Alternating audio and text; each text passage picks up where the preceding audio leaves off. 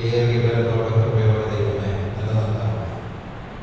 അത് മനസ്സിലാക്കുവാനുള്ള കൃപ ഞങ്ങൾക്ക് നൽകണമെന്ന് പ്രാർത്ഥിക്കുന്നു. ദൈവമേ താല്പര്യത്തോടെ വന്നിരിക്കുന്ന ഇതിന് മക്കളെ കൃപാത്തോടെ അനുഗ്രഹിക്കുന്നു. വചനം ഏത് കാലഘട്ടത്തിലും ഏത് അവസരത്തിലും ഏത് അനുഭവത്തിലും ഞങ്ങളോട് സംസാരിക്കുന്നതിനാൽ സ്തോത്രം. യേശുവിനോട് പ്രാർത്ഥിക്കുന്നു. ദൈവം കേൾക്കണമേ. പാട്ടുകൾ പാടി കർത്താവിനെ മഹത്വപ്പെടുത്താം. 288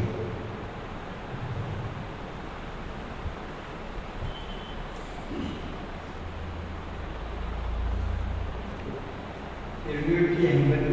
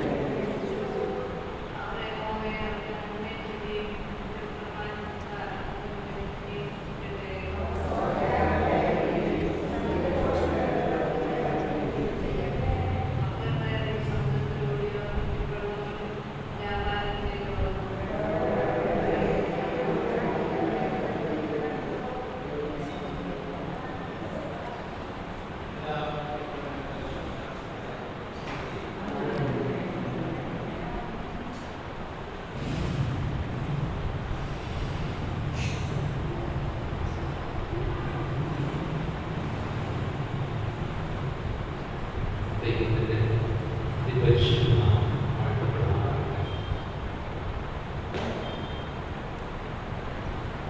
ഞാൻ കഴിഞ്ഞ ഞായറാഴ്ച ആരംഭിച്ചതുപോലെ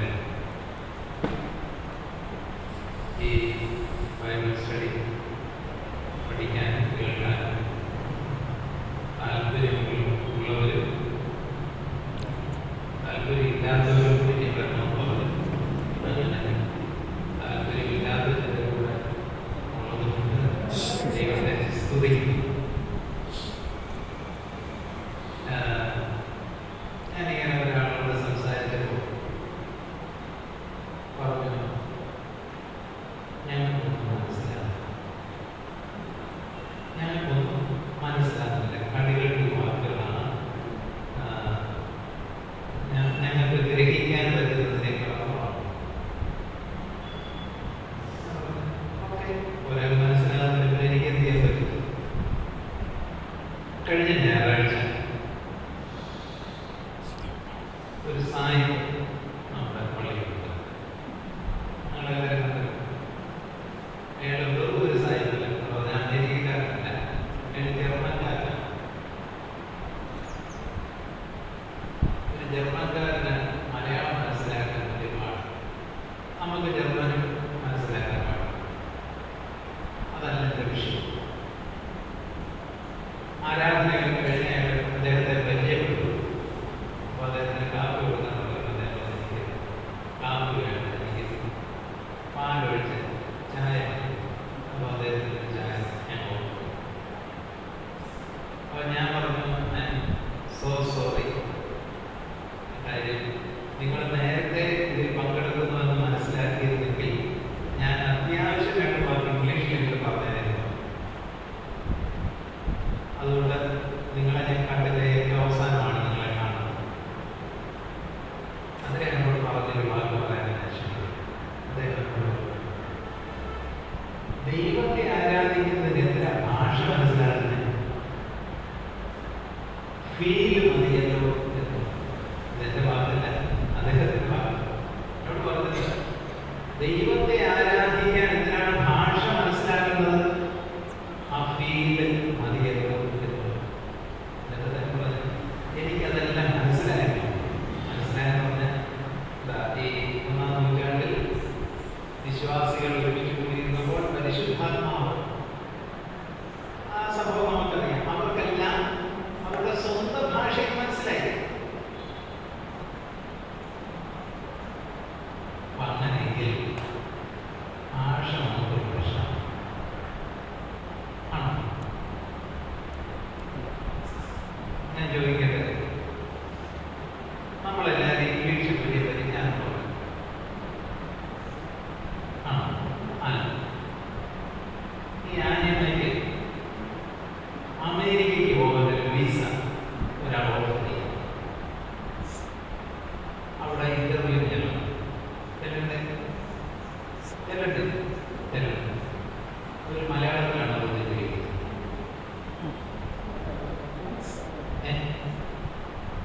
നമ്മൾ ഇംഗ്ലീഷിൽ ചോദിക്കുന്ന ചോദ്യത്തിന് ഉത്തരം പറയുന്നില്ലേ?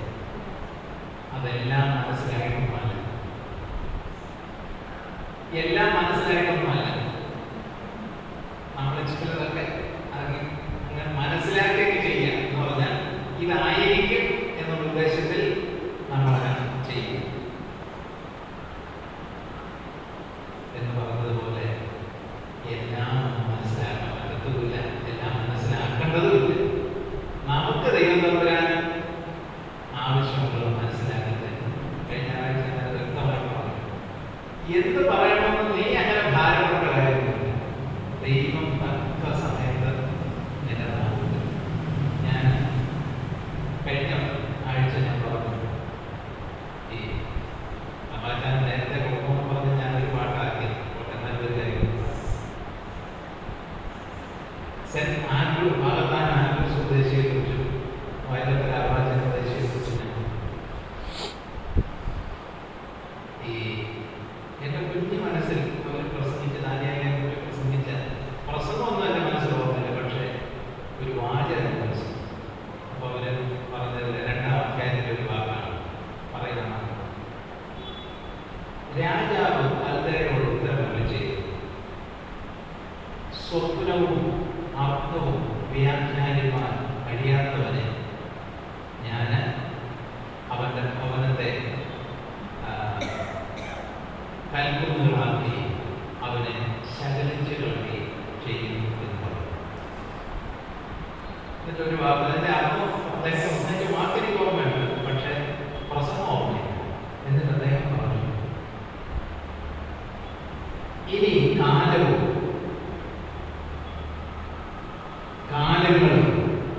കാലാർത്ഥവും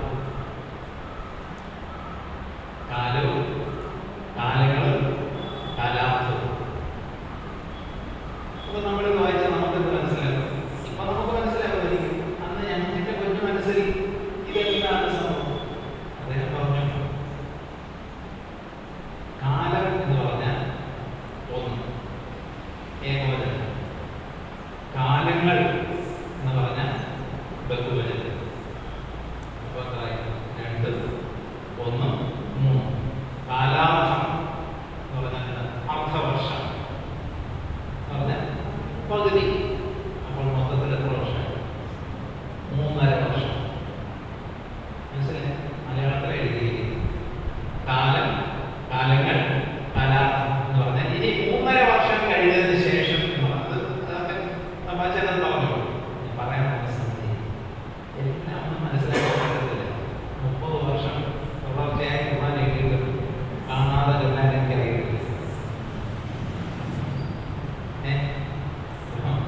പറഞ്ഞു വരുന്നത് എത്രയോ ഇതെല്ലാം മനസ്സിലാക്കാൻ ശ്രമിക്കുകയും മനസ്സിലാകത്തില്ല. അങ്ങനെ ദൈവത്തെ മൊത്തം നമുക്ക് മനസ്സിലാക്കിയിട്ട് നമ്മളാരായ മനുഷ്യനല്ല, നമ്മൾ തന്നെ ദൈവമായ. അതുകൊണ്ട് ദൈവം നമുക്ക് മനസ്സിലാക്കേണ്ട കാര്യങ്ങൾ അത് മനസ്സിലാക്കുന്ന പ്രാർത്ഥനകളിൽ ഞാൻ വാക്കുകൾ അവസാനിപ്പിക്കുകയാണ്. അപ്പോൾ ഞാൻ ഒരു പാട്ട് പാടി പ്രാർത്ഥന കൊടുക്കണമെന്നാണ് ഷെർലി സ്ഥിതി ഏൽപ്പിച്ചതുകൊണ്ട് അത് വായിപ്പിച്ചിട്ടുള്ളത്. വേഗം നമുക്ക് വചനത്തിലേക്ക് സന്തോഷത്തോട് സ്വാഗതം ചെയ്യും.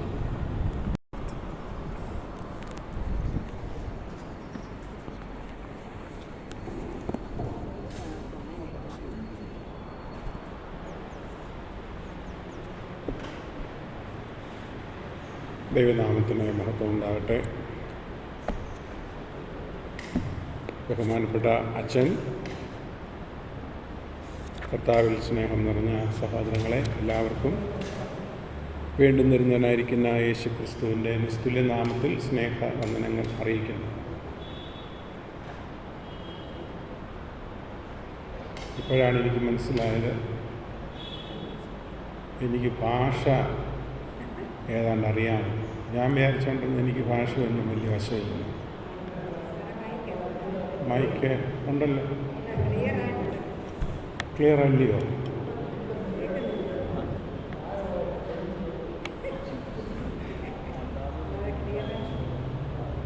അതെ, ഞാൻ കഴിയുമെങ്കിൽ കുറച്ചുകൂടെ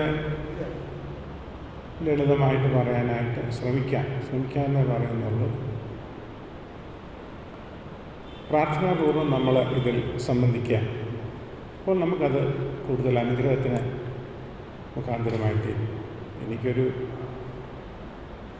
ഭയമുള്ളത് ഈ കോശിപ്പുൻ സാറ്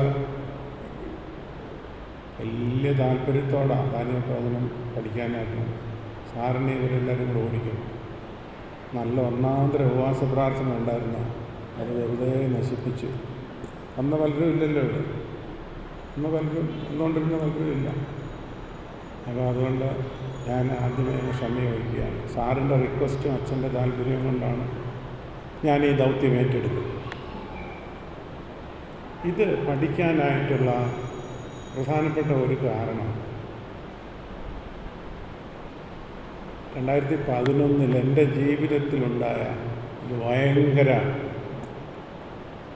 പ്രതിസന്ധിയാണ്. എൻ്റെ ആയുസ്സിൽ ആത്മീയ ജീവിതത്തിൽ 54 വർഷം പിന്നിട്ടിട്ട് എനിക്ക് ഉണ്ടാകാത്ത ഒരനുഭവമാണ് 2011 വളരെ ഖേദകരമായിരിക്കുന്ന, ഓർക്കുമ്പോൾ മനസ്സിനെ വളരെയധികം വേദനിപ്പിക്കുന്നത്. അത് മറ്റ് ഒരു ജാതിയിൽ നിന്നായിരുന്നെങ്കിലോ ഒരു മദ്യപാനിയിൽ നിന്നായിരുന്നെങ്കിലോ ഒക്കെ അത് സഹിക്കാമായിരുന്നു. എന്നാൽ ഈ ശുശ്രൂഷയുടെ ഔന്നത്യത്തിൽ നിൽക്കുമെന്ന് വിശ്വസിക്കുന്ന, ഭക്തനെന്ന് അഭിമാനിക്കുന്ന ഒരു വ്യക്തിയിൽ നിന്ന് നേരിട്ടപ്പോൾ വല്ലാതെ മനസ്സ് നൊമ്പരപ്പെട്ടു. ഇതുവരെ 54 വർഷത്തിനുള്ളിൽ ഒരിക്കൽ പോലും ഞാനങ്ങനെ നൊമ്പരപ്പെട്ടിട്ടില്ല. രണ്ടച്ഛന്മാരെന്നെ ആശ്വസിപ്പിക്കാനായിട്ട് ഞാൻ താമസിച്ച വീട്ടിൽ പതിവായി വരുമായിരുന്നു. അതിലൊരാൾ നിത്യതയിൽ പ്രവേശിച്ചു, മാറ്റിവെച്ചു. എന്നെ സഹോദരനെ പോലെ, മകനെ പോലെ, ഇളയ സഹോദരനെ പോലൊക്കെ സ്നേഹിച്ച് ഒത്തിരി പ്രോത്സാഹിപ്പിച്ച് ആത്മീയ ശുശ്രൂഷയ്ക്ക് കൈത്താങ്ങ് തന്ന ഒരു പട്ടക്കാരനാണ് നിത്യതയിൽ വിശ്രമിക്കുന്നത്. മറ്റൊരാളിന്ന് ജീവിച്ചിരിക്കൊണ്ട് ഫിലിപ്പി മാറ്റിവെച്ചു. ഇടയ്ക്കിടയ്ക്ക് ഞങ്ങളെ സന്ദർശിക്കാൻ വരുമായിരുന്നു. ആ സമയത്ത് ഒത്തിരി മിസ്ഇൻ്റർപ്രിട്ടേഷൻസ് ഞാൻ അനുഭവിച്ചു. എൻ്റെ ഉപ്പാപ്പൻ്റെ സഭയിൽ ഞാൻ പോകാമെന്ന് പറഞ്ഞു. ചിലരൊക്കെ ആണെങ്കിൽ ചുമന്ന കുപ്പായം തയ്പ്പിച്ച് വെച്ചു. അങ്ങനെ ഒത്തിരി അപവാദങ്ങളും ഒക്കെ ഞാൻ കേൾക്കേണ്ടതായിട്ട്. അങ്ങനെ ഈ ഉണ്ടല്ലോ, മനസ്സങ്ങ് അസ്വസ്ഥമാകുന്ന ഒരു സന്ദർഭമില്ലേ നമ്മൾ എത്ര ഭക്തനായാലും അതുണ്ട്. എലിയാവ് പോലും തീർച്ചയായിട്ടും നടക്കുകയാണ്. അപ്പം ഞാൻ തന്നെ ഇതിനകത്തോട്ട് അങ്ങ് ഒതുങ്ങുന്ന പോലെ എൻ്റെ വെയിറ്റ് ഒരു 20 കിലോ പറഞ്ഞു വെയിറ്റ്. എനിക്ക് ബ്രോങ്കൽ പ്രോബ്ലം ഉണ്ടായി, ഹോസ്പിറ്റലിൽ അഡ്മിറ്റായി, ചെയ്തു, പ്രയാസങ്ങളുണ്ടായി. ഞാൻ BMR വെച്ച ദിവസം വന്നപ്പോൾ എൻ്റെ കൂടെ ഒരു 2 മണിക്കൂറോളം മണിക്കൊച്ചിനെയും അച്ഛനും കൂടെ ഇരുന്ന് ഞങ്ങൾ വർത്തമാനം പറഞ്ഞു, സംസാരിച്ചു. എൻ്റെ അടുത്ത് വന്നിരുന്ന് ഈ കരങ്ങളെ പിടിച്ചുകൊണ്ട് അദ്ദേഹം കണ്ണിൽ നിന്ന് കണ്ണീർക്കണങ്ങൾ ഇറ്റിറ്റ് വീണത് ഞാൻ ഓർക്കുന്നു. ഇങ്ങനൊരു തമ്പാച്ചനെ അല്ല ഞങ്ങളിതുവരെ കണ്ടിട്ടുള്ളത്. ഇനിയും കർത്താവിന് കാണേണ്ടതും ഇങ്ങനെ ഒരാളല്ല. അതുകൊണ്ട് മടങ്ങി വരണം, പ്രാർത്ഥിക്കണം. പ്രാർത്ഥനയൊക്കെ ഉണ്ട്, എനിക്ക് പ്രാർത്ഥനയില്ലാതെ ഒന്നുമല്ല. ഞാൻ ആരോടും അങ്ങനെ പറഞ്ഞിട്ടില്ല ഈ കാര്യങ്ങളൊന്നും. എനിക്ക് പി ജോർജൻ മാത്രം എന്നോട് പറഞ്ഞു അതൊക്കെ ഒന്ന് എഴുതി വെക്കണം, ഞാനത് പബ്ലിഷ് ചെയ്തോളാം ഞാൻ പറഞ്ഞിട്ട്. അന്നേരം എന്നെ ബലപ്പെടുത്തിയ നിരവധി ഗ്രന്ഥങ്ങളുണ്ട്, നിരവധി വ്യക്തികൾ. അതിൽ വളരെ പ്രധാനപ്പെട്ട വേദപുസ്തകത്തിലെ ഒരു ഗ്രന്ഥമാണ്, ഒരു പുസ്തകമാണ് ദാനിയേൽ പ്രവചനം. എന്നാണ് ഞാൻ ഒത്തിരി ചിന്തിക്കുകയും വായിക്കുകയും പഠിക്കുകയും ഈ നോട്ട്സൊക്കെ എൻ്റെ പഴയ നോട്ട്സാണ്, ആ നോട്ട്സൊക്കെ എഴുതി സൂക്ഷിക്കുകയും ചെയ്യാനായിട്ട് ഇടയായിട്ട്. പിന്നെ പലയിടത്ത് ചെറിയ പോർഷൻസ് ഇതിൽ നിന്നെടുത്ത് പഠിപ്പിക്കാനായിട്ട് സാധിച്ചിട്ടുണ്ടെങ്കിൽ തുടർച്ചയായിട്ടുള്ള ഒരു ബൈബിൾ സ്റ്റഡി ഇപ്പോഴാണ് എടുക്കുന്നത്. അപ്പോൾ എനിക്ക് നിർബന്ധമുണ്ട്, ബഹുമാന്യ ശ്രോതാക്കൾ, ഞാൻ പഠിപ്പിക്കുന്ന, ഞാൻ പറയുന്ന, സംവേദനം ചെയ്യുന്ന സത്യങ്ങൾ അതിൻ്റെ പൂർണ്ണ രൂപത്തിൽ ഉൾക്കൊള്ളാൻ കഴിയണം. അതുകൊണ്ടാണ് ഈ ബാക്ക്ഗ്രൗണ്ട് പറയുന്നത്. ഈ ആമുഖമില്ലെങ്കിൽ, ഇതിൻ്റെ ബേസ് ഇല്ലെങ്കിൽ മേലോട്ട് മനസ്സിലാവില്ല. അതുകൊണ്ടാണ് ഈ പശ്ചാത്തലം പറയുന്നത്. ഈ ഇന്നത്തെ ക്ലാസ് കൂടെ ആ വിധത്തിൽ ആയിരിക്കും ക്രമീകരിക്കപ്പെട്ടിരിക്കുന്നത്. എന്നെ വളരെ ശക്തിപ്പെടുത്തിയ ഒരു പുസ്തകമാണ് നൈറ്റ് എന്ന് പറയുന്ന ഒരു പുസ്തകം. പല പുസ്തകങ്ങളുണ്ട്. നൈറ്റ്. എന്നോട് തമാശയ്ക്ക് ഒരാൾ ചോദിച്ചു, ഈ പുസ്തകത്തിൻ്റെ പേരൊക്കെ പറയുന്നതല്ലാതെ അതൊക്കെ വായിക്കുമോ വീട്ടിൽ ഇതുകൊണ്ടുണ്ട്?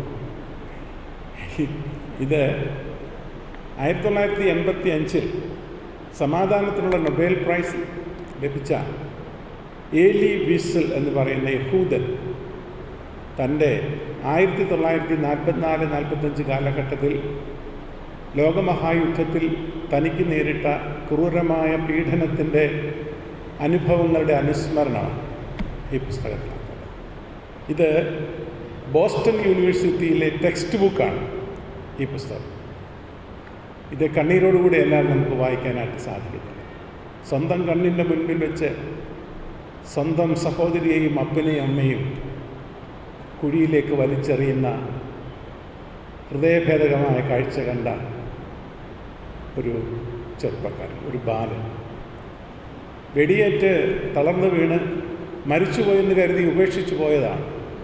അവിടുന്ന് എഴുന്നേറ്റ് നടന്നുപോയി അത്ഭുതകരമായ വിടുതൽ അനുഭവിച്ച് ദൈവത്തിൻ്റെ ദിവ്യമായിരിക്കുന്ന കരുതൽ അനുഭവിച്ച് കൃപയനുഭവിച്ച് ആ കൃപയുടെ സാഗരത്തിൽ ആനനൃത്തമാടിയപ്പോൾ അദ്ദേഹത്തിൻ്റെ മനസ്സിലൂടെ ഉരുത്തിരിഞ്ഞ് വന്ന സുന്ദരമായൊരു കാവ്യമാണ് ഈ മനോഹരമായിരിക്കുന്ന പുസ്തകം.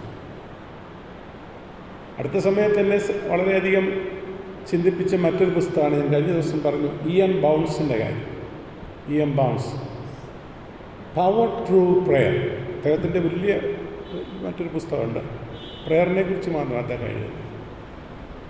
നമ്മുടെ ബൈബിൾ സ്റ്റഡി തുടങ്ങിയ സന്ദർഭത്തിൽ 2 കാര്യങ്ങൾ ഓർമ്മിച്ചായിരുന്നു. ഒരു മനുഷ്യൻ്റെ ജീവിതത്തിൻ്റെ വളർച്ചയ്ക്ക് 2 കാര്യങ്ങൾ അത്യന്താപേക്ഷിതമാണ്. ഒന്ന് പ്രാണവായു, മറ്റൊന്ന് ആഹാരം. പ്രാണവായു എന്താണ്? പ്രാണവായു പ്രാർത്ഥനയാണ്. Prayer is the breath of the soul എന്നൊരു പറച്ചിലുണ്ട്. ആത്മാവിൻ്റെ ശ്വാസോച്ഛ്വാസമാണ് പ്രാർത്ഥന. പിന്നെ ഭക്ഷണം എന്താണ്? വചനമെന്ന മയമില്ലാത്ത പാൽ. ഇത് രണ്ടും ഒരു വ്യക്തിയുടെ ആത്മീയ വളർച്ചയുടെ പിൻപിൽ അനുപേക്ഷണീയമായിരിക്കുന്ന ഘടകങ്ങളാണ്. ഇവ രണ്ടുമാണ് ഒരു ദൈവപൈതലിനെ ജീവിതത്തിൽ അർത്ഥവത്തായി നിലനിർത്തുന്നതും മെച്വർ ക്രിസ്ത്യാനിറ്റിയിലേക്ക് വളർത്തുകയും ചെയ്തു. ആമുഖമായിട്ട് ഞാൻ പറഞ്ഞു. പ്രിയപ്പെട്ടവരെ, ഇന്ന് നിങ്ങൾ എത്ര സമയം പ്രാർത്ഥിച്ചു? ഈ ദിവസങ്ങളിൽ എത്ര മണിക്കൂർ പ്രാർത്ഥിക്കുന്നു? ദശാംശം പ്രാർത്ഥനയ്ക്ക് മാറ്റുമോ സമയത്തിൻ്റെ? അതിൻ്റെ ഫലമുണ്ടാവും, സംശയമില്ല. നമുക്ക് കുറവ് എന്ന് സംഭവിച്ചിരിക്കുന്നത് തന്നെയാണ്. മിടുക്കന്മാർ ഒത്തിരിയുണ്ട്, നമുക്ക് സമർത്ഥര്. സ്പിരിച്വൽ ടെക്നോളജീസ് ടെക്നോളജിസ്റ്റ് ഒത്തിരി നമുക്കുണ്ട്. പക്ഷേ പ്രാർത്ഥനാ വീരന്മാർ, പ്രാർത്ഥിക്കുന്ന അമ്മമാർ പറഞ്ഞിരിക്കുന്നത് നമ്മുടെ സ്വത്താണ്. അതുകൊണ്ട് നമ്മുടെ ഇടവകയിൽ ചെറിയ ചെറിയ പ്രാർത്ഥന സെല്ലുകൾ ഉണ്ടാകുന്നത് നല്ലതാണ്. പ്രസംഗിക്കാനൊന്നുമല്ല, ഒരുമിച്ച് കൂടിയിരുന്ന്, സ്ത്രീകളാണെങ്കിൽ സ്ത്രീകൾ ഒരുമിച്ച് കൂടിയിരുന്ന് 1 മണിക്കൂർ 2 മണിക്കൂർ ആഴ്ചയിൽ ഒരിക്കൽ പ്രാർത്ഥിക്കാനായിട്ട് സമയം ചെലവഴിക്കും. എൻ്റെ ശക്തി കണ്ടിട്ടുണ്ട്, ശക്തി കാണുകയും ചെയ്യും. ദൈവത്തിന് സ്തോത്രം. ഈ ജീവിതത്തിലേക്ക് തിരികെ എന്നെ കൊണ്ടെത്തിച്ച് ആത്മീയ ശുശ്രൂഷയ്ക്ക് കൈത്താങ്ങൽ തന്ന് എന്നെ ബലപ്പെടുത്തിയത് ഇങ്ങനെയുള്ള കൃതികളും അനേക ദൈവമക്കളുടെ പ്രാർത്ഥനയും സപ്പോർട്ടുമാണ്. അത് ഞാൻ ദൈവത്തിന് സ്തോത്രം ചെയ്യും. ഇങ്ങനെ വചനം കൊണ്ട് നിങ്ങളെ ശുശ്രൂഷിക്കാനായിട്ട് എനിക്ക് ദൈവം അവസരം ഒരുക്കി തന്നതിൽ ഞാൻ ദൈവത്തെ സ്തുതിക്കുന്നു. ദാനിയേലിനെ കുറിച്ചുള്ള അദ്ദേഹത്തിൻ്റെ പേഴ്സണാലിറ്റി ഈ 12 അധ്യായങ്ങളിൽ വ്യക്തമാകുന്നത് ലഘുവായ ചില കാര്യങ്ങൾ കഴിഞ്ഞ ദിവസം ഞാൻ പറയാനായിട്ട് ശ്രമിച്ചു. നിങ്ങൾക്കതിലൂടെ ആഡ് ചെയ്യാനായിട്ട് തരുന്നുണ്ട്. ഞാൻ തന്നെ അവിടെ ഇന്നിരുന്ന് ആലോചിച്ചപ്പോൾ, ഇന്ന് രാവിലെ എനിക്ക് ധ്യാനിച്ചപ്പോൾ 1-2 കാര്യങ്ങളും എനിക്ക് അതിനകത്ത് ആഡ് ചെയ്യാനായിട്ട് കിട്ടി. എന്നറിയാം, ഉത്കൃഷ്ട മാനസനായിരിക്കുന്ന ദാനിയേലിനെ കുറിച്ച് പറയും. ഉത്കൃഷ്ട മാനസൻ, ഫെർവെൻ്റ് ഇൻ സ്പിരിറ്റ്. ഉത്കൃഷ്ട മാനസനായ ദാനിയേൽ. മറ്റൊന്നെനിക്ക് മനസ്സിലായത് മാൻ ഓഫ് ഫിഡലിറ്റി, വിശ്വസ്തതയുള്ളവൻ, വിശ്വസ്തതയുള്ള മനുഷ്യൻ, വിശ്വസ്തനായിരുന്നു. ഇതൊക്കെ അതിനകത്ത് അതേ പദം തന്നെ ചേർത്തിട്ടുണ്ട് ദാനിയേലിനെ കുറിച്ച്. അവൻ വിശ്വസ്തനായിരുന്നു. അതായത് അവനെ ഏൽപ്പിച്ച ശുശ്രൂഷയ്ക്ക് സൂപ്പർവിഷൻ ഒന്നും വേണ്ട. He is faithful in it. Even when there is no one to supervise him, he is faithful. കാരണം ഞാൻ ആരുടെ മുൻപിലായി ശുശ്രൂഷിക്കുന്നുള്ള അവബോധം അദ്ദേഹത്തിന് എല്ലായ്പ്പോഴും ഉണ്ടായിരുന്നു. ഇനിയും ഇതിന് ഈ പുസ്തകത്തിൻ്റെ, ദാനിയേൽ പ്രവചനത്തിൻ്റെ ഒരു ദൈവശാസ്ത്ര വിഷയങ്ങൾ ഇതിനകത്ത് എന്തൊക്കെ കൈകാര്യം ചെയ്യുന്നു എന്നുള്ളതാണ് നമുക്കൊരു ചിന്ത ഇന്ന് ഒരുമിച്ച് പങ്കുവയ്ക്കാനായിട്ട് ഞാൻ ആഗ്രഹിക്കുന്നു. തിയോളജിക്കൽ ഇഷ്യൂസ് ഈ പുസ്തകത്തിൽ, ദാനിയേൽ പ്രവചനത്തിൽ നേരത്തെ പറഞ്ഞു, ഇതൊക്കെ ഇതിനൊരു മുഖവുരകളാണ്. ഇത് മുന്നോട്ടുള്ള പഠനത്തിൽ നമുക്ക് വളരെ സപ്പോർട്ടീവായിട്ട് നിൽക്കും. അതുകൊണ്ടാണ് ഇത് പറയാനായിട്ട് ശ്രമിക്കുന്നത്. ഒന്ന്, പ്രോപ്പർ തിയോളജി എന്താണെന്നുള്ളത് ഈ പുസ്തകം വായിക്കുമ്പോൾ നമുക്ക് മനസ്സിലാക്കാനായിട്ട് സാധിക്കും. തിയോളജി എന്ന് പറഞ്ഞ അർത്ഥം എന്താണ്? തെയോസ്, ദൈവം. തിയോളജി ദൈവത്തെക്കുറിച്ചുള്ള ശാസ്ത്രം. ഈ ദൈവത്തെക്കുറിച്ചൊന്നും ശാസ്ത്രം എഴുതത്തക്ക തരത്തിൽ ആരും നമ്മുടെ കൂട്ടത്തിൽ ആരും വളർന്നിട്ടില്ല. കാരണം ദൈവം എന്ന് പറയുന്നത് is beyond our understanding. We are living in between time and space. കാലത്തിനും സമയത്തിനുള്ളിലാണ് നമ്മൾ ജീവിക്കുന്നത്. God is beyond time and space. ഇതിനകത്ത് നിന്നുകൊണ്ട്, ഈ കൊച്ചു കാലത്തിൽ നിന്നുകൊണ്ട് കാലാതീതനായിരിക്കുന്ന ദൈവത്തെ നമ്മൾ വ്യാഖ്യാനിക്കാൻ ശ്രമിച്ചാൽ ഒരിക്കലും സാധിക്കില്ല. ഇറ്റ്സ് ഇംപോസിബിൾ ദൈവത്തെക്കുറിച്ചുള്ള ശാസ്ത്രം എഴുതാനുള്ളത്. പക്ഷേ ദൈവത്തെക്കുറിച്ചുള്ള ശാസ്ത്രം എങ്ങനെ എഴുതുന്നത്? God revealed himself in history, time to time. ഏകദേശം 150 വിശേഷണങ്ങളുണ്ട് താൻ ചരിത്രത്തിൽ തന്നെ വെളിപ്പെടുത്തിയത്, താൻ ആരാകുന്നോട് വെളിപ്പെടുത്തിയത്. നമ്മൾ അത് കോണ്ടെക്സ്റ്റിലാണ്. ഓരോ സന്ദർഭങ്ങൾ വെളിപ്പെട്ടിട്ടുണ്ട്. ആ വെളിപ്പെട്ടതൊക്കെയാണ് ഓരോ ദൈവശാസ്ത്ര ചിന്തയായിട്ട്, ശാഖയായിട്ട് ഡെവലപ്പ് ചെയ്ത് കൊണ്ടുവന്നിരിക്കുന്നത്. സർവ്വലോകത്തിൻ്റെയും സൃഷ്ടാവായിരിക്കുന്ന ദൈവം ചരിത്രത്തിന്മേലും രാഷ്ട്രത്തിന്മേലും രാജാക്കന്മാരുടെ മേലും എല്ലാത്തിന്മേലും അധികാരമുള്ളവനാണ്. ഈ പുസ്തകത്തിൻ്റെ ചിന്താവിഷയം എന്താണ്? ദാനിയേൽ പ്രവചനത്തിൻ്റെ ഹെവൻ റെയിൻസ്, വാഴുന്നത് സ്വർഗമാകുന്നു, വാഴുന്നത് സ്വർഗമാകുന്നു. Heaven reigns. The one who sits in heaven, he is in total control of the total universe. ഈ ലോകത്തിൻ്റെ മുഴുവനും നിയന്ത്രണം അദ്ദേഹത്തിൻ്റെ കയ്യിലാണ്. ഈ അദ്ദേഹം എന്ന് പറയുന്നത് ശരിയല്ലെങ്കിൽ പോലും നമുക്ക് അങ്ങനെ പറയാൻ പറ്റുള്ളൂ. നമ്മുടെ ഭാഷയ്ക്ക് ലിമിറ്റുണ്ട്. ഒരു ഭാഷ ഉപയോഗിച്ച് കഴിഞ്ഞാൽ ലിമിറ്റുണ്ട്. കറുത്തത് എന്ന് പറഞ്ഞാൽ തീർന്നു, അതോടെ തീർന്നു. ഭാഷയ്ക്ക് ലിമിറ്റുണ്ട്. ഈ ഭാഷ കൊണ്ടുപോലും നിർവചിക്കാനാവാത്തതിൽ ഉന്നതനാണ് ദൈവം. ദൈവത്തെ ഭാഷ കൊണ്ട് ലിമിറ്റ് ചെയ്യാൻ പറ്റത്തില്ല, വിശേഷിപ്പിക്കാൻ പറ്റത്തില്ല. യാഹ്വേ എന്നുള്ള പദം അത് ദൈവത്തെ വിശേഷിപ്പിക്കാൻ ഹീബ്രൂസ് ഉപയോഗിച്ചായിരിക്കുന്ന പദമാണ് യാഹ്വേ. അത് ഡിഫൈൻ ചെയ്യാൻ സാധിക്കത്തില്ല നമുക്ക്. അൺലിമിറ്റഡാണ്, ലിമിറ്റ് ചെയ്യാൻ പറ്റത്തില്ല. എൻ്റെ ശബ്ദത്തിനും എൻ്റെ ഭാഷയ്ക്കും എൻ്റെ ഇമാജിനേഷനും ഒക്കെ അതീതനാണ് ദൈവം. അപ്പോൾ എല്ലാത്തിൻ്റെയും നിയന്ത്രണം ദൈവത്തിൻ്റെ കൈകളിലായിരിക്കുന്നു. അവൻ്റെ മുൻപിൽ ഒരു ത്വരണം ചെയ്യാൻ ഒരു ശക്തിയും ഈ ഭൂമിയിൽ ഇല്ല എന്ന് നമ്മെ പഠിപ്പിക്കുകയാണ്. ദൈവ അധികാരത്തിൻ്റെ കീഴ്പ്പെട്ടതാണ് മറ്റ് എല്ലാ രാജാക്കന്മാരും, എല്ലാ രാജ്യങ്ങളും, എല്ലാ ശക്തികളുമെന്ന് ഈ പുസ്തകം നമ്മളെ പഠിപ്പിക്കുന്നു. ലോക ചരിത്രത്തിൽ ശാക്തികമായ രാഷ്ട്രീയ നേതാക്കൾ ഉദയം ചെയ്തിട്ടുണ്ട്. ബാബിലോൺ സാമ്രാജ്യം, മേദ്യപാർശ്യ സാമ്രാജ്യം, ഗ്രീസ് സാമ്രാജ്യം, റോമൻ സാമ്രാജ്യം, പിന്നീട് ഡെമോക്രാറ്റിക് വേൾഡ്, അതോടെയാണ് നാം ഇപ്പോൾ നിൽക്കുന്നത്. ഇതൊക്കെ ശക്തിയുള്ള രാജ്യങ്ങളാണ്. റോമൻ സാമ്രാജ്യം ഉരുക്കുമുഷ്ടി കൊണ്ട് കാര്യങ്ങൾ ചെയ്തതാണ്. പക്ഷേ അത് തകർക്കപ്പെട്ടു. കർത്താവിൻ്റെ മടങ്ങിവരവിന് മുൻപ് അസ്തമിച്ച റോമൻ സാമ്രാജ്യം സടകുടഞ്ഞ് എഴുന്നേൽക്കുമെന്ന് ദൈവവചനം സാക്ഷിക്കുന്നു. ദൈവമക്കൾ അത് വിശ്വസിക്കുന്നു. അത് യൂറോപ്പിൻ്റെ പല ഭാഗങ്ങളിൽ നടക്കുന്നുണ്ട്. അസ്തമിച്ച റോമൻ സാമ്രാജ്യത്തിൻ്റെ വിഭജിക്കപ്പെട്ടതായിരിക്കുന്ന ശക്തികൾ മെഡിറ്ററേനിയൻ സമുദ്രത്തിൻ്റെ തീരത്തുള്ള രാജ്യങ്ങൾ രൂപപ്പെട്ടുകൊണ്ടിരിക്കുന്നു. യൂറോപ്യൻ എക്കണോമിക് കമ്മ്യൂണിറ്റിയൊക്കെ അതിൻ്റെ വലിയ വഴിയായിട്ട് തുറന്നുകൊണ്ടിരിക്കുകയാണ്. നമ്മുടെ മശിഹ മഹാരാജാവിൻ്റെ ലോകത്തിലേക്കുള്ള ആഗമനത്തിന് വേണ്ടിയുള്ള വാതിൽ ഒരുക്കിക്കൊണ്ടിരിക്കുകയാണ്, വഴി ഒരുക്കിക്കൊണ്ടിരിക്കുകയാണ്.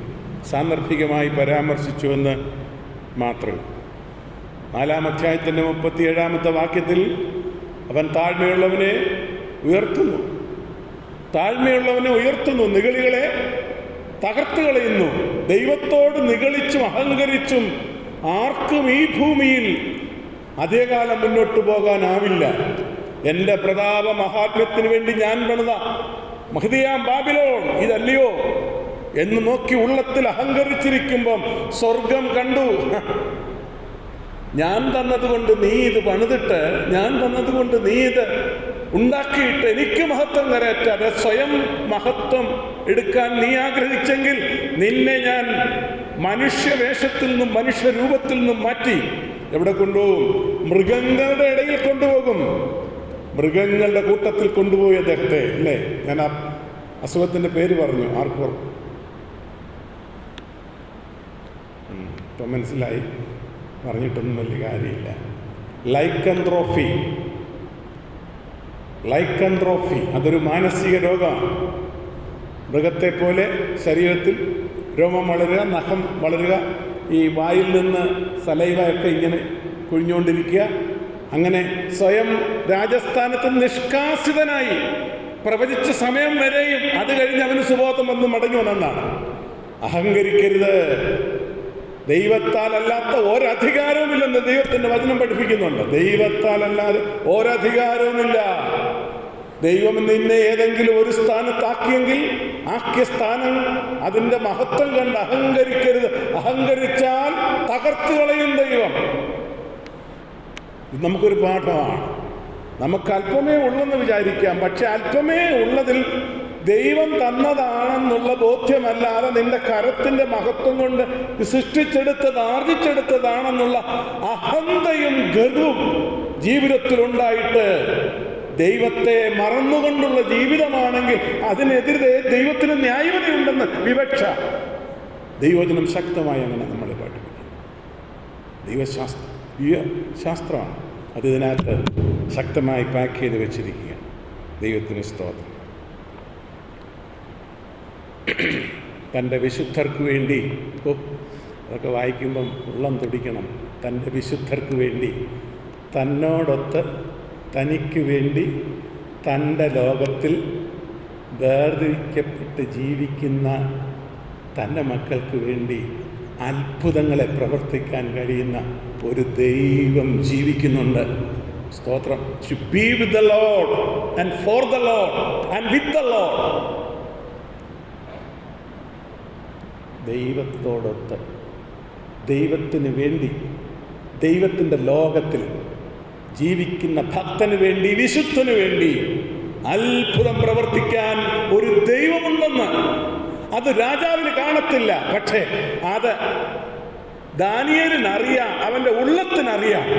ഈ എൻ്റെ ദൈവത്തെ എനിക്കറിയാവുന്നതുപോലെ ഞാൻ പറയുന്ന എൻ്റെ ദൈവത്തെ നിങ്ങൾക്ക് മനസ്സിലാവില്ല. I know him personally. പൗലോസ് പറഞ്ഞതാണ്, ഞാൻ ആരെ വിശ്വസിച്ചിരിക്കുന്നു എന്ന് ഞാൻ അറിയുന്നു. I am sure and certain who he is. This is out of my personal experience. I know him. നമുക്കത് പറയാൻ കഴിയും. എനിക്കറിയാം. പ്രിയപ്പെട്ടവർ, നമ്മൾ എത്ര പേർക്ക് അങ്ങനെ ഒരു പേഴ്സണൽ എക്സ്പീരിയൻസ് ഉണ്ട്? Personal experience. ഈ our Lord and our Saviour എന്നല്ലെന്ന്, is my Saviour and my Lord എന്ന ഒരു വൈകാരിക ബന്ധമാണ് ഈ കർത്താവും വിശ്വാസിയും തമ്മിലുണ്ടായിരിക്കുന്നത്. ഈ മറ്റുള്ളവരൊക്കെ നമ്മളെക്കുറിച്ച് എന്താ പറയും, നമുക്കൊരു വിഷയമേ അല്ല. ഈ കർത്താവ് നമ്മളെ എങ്ങനെ അറിയുന്നെന്നുള്ളത് നമ്മൾ മനസ്സിലാക്കിയാൽ മതി. ഇവിടെ ആരും നമ്മളായിരിക്കുന്ന പോലെ മനസ്സിലാകത്തില്ല, ഒരിക്കലും മനസ്സിലാകത്തില്ല. അതങ്ങനെ കാരണമുണ്ട്. ഞാനൊരു 10-15 കൊല്ലമായിട്ട് ഈ പരിപാടിയല്ലേ നടത്തുന്നത്. ഒത്തിരി ഇൻ്റർനാഷണൽ ലീഡേഴ്സിനോട് കൂടെ ചേർന്ന് ഞാൻ വർക്ക് ചെയ്തിട്ടുണ്ട്. എനിക്കറിയാം, അവരുടെ കൂടെ കിടന്ന്, ഞങ്ങളുടെ കൂടെ കിടന്ന് അവർ ഫ്ലോറിൽ കിടന്ന് ഉറങ്ങും. ഈ ജോർജ് ഓർവലിനെ പോലത്തുള്ള ഇൻ്റർനാഷണൽ ലീഡേഴ്സൊക്കെ വന്നു കഴിഞ്ഞാൽ we are brothers, just like brothers, we are moving and living and eating together. അത് ഭയങ്കര സന്തോഷമാണ്. അവിടെ നിന്ന് ഡിസ്ക്രിമിനേഷൻ ഇല്ല. ഇതാ ഇൻ്റർനാഷണൽ ലീഡറാണ്, വലിയ മനുഷ്യനാണ്, ബ്രദർ എന്ന് പറഞ്ഞ് ടീം അസിസ്റ്റൻ്റാണ് ഞാൻ. എൻ്റെ അടുത്ത് വന്നിരുന്ന് തോളത്ത് കൈയിട്ടുകൊണ്ട് ഒക്കെ സംസാരിക്കുന്ന ആ കാലത്ത് ഞാൻ ഓർക്കുകയാണ്. ഒരു സന്തോഷമാണ്. തനിക്ക് വേണ്ടി നിൽക്കുന്നവരെ അറിയുന്ന ഒരു പ്രിയനുണ്ട്, തിരിച്ചറിയുന്ന ദൈവമുണ്ട്. ശാഖപദാർത്ഥവും പച്ചവെള്ളവും മതി, പക്ഷേ അവർ പ്രതീക്ഷിക്കുന്നതിനേക്കാൾ മെച്ചമായ സൗന്ദര്യം നിൻ്റെ മുഖത്ത് തരാൻ കഴിയുന്ന ഒരു ദൈവമുണ്ട്. നിൻ്റെ ആരോഗ്യത്തിന്മേൽ അത് കാട്ടിത്തരാൻ കഴിയുന്ന ഒരു ദൈവമുണ്ട്. ഞാൻ അതിനെക്കുറിച്ചുള്ള പരാമർശം വരുമ്പോൾ എൻ്റെ പേഴ്സണൽ എക്സ്പീരിയൻസ് ഞാൻ ഷെയർ ചെയ്തോളാം. 2, ക്രിസ്റ്റോളജി, ക്രിസ്തുശാസ്ത്രം.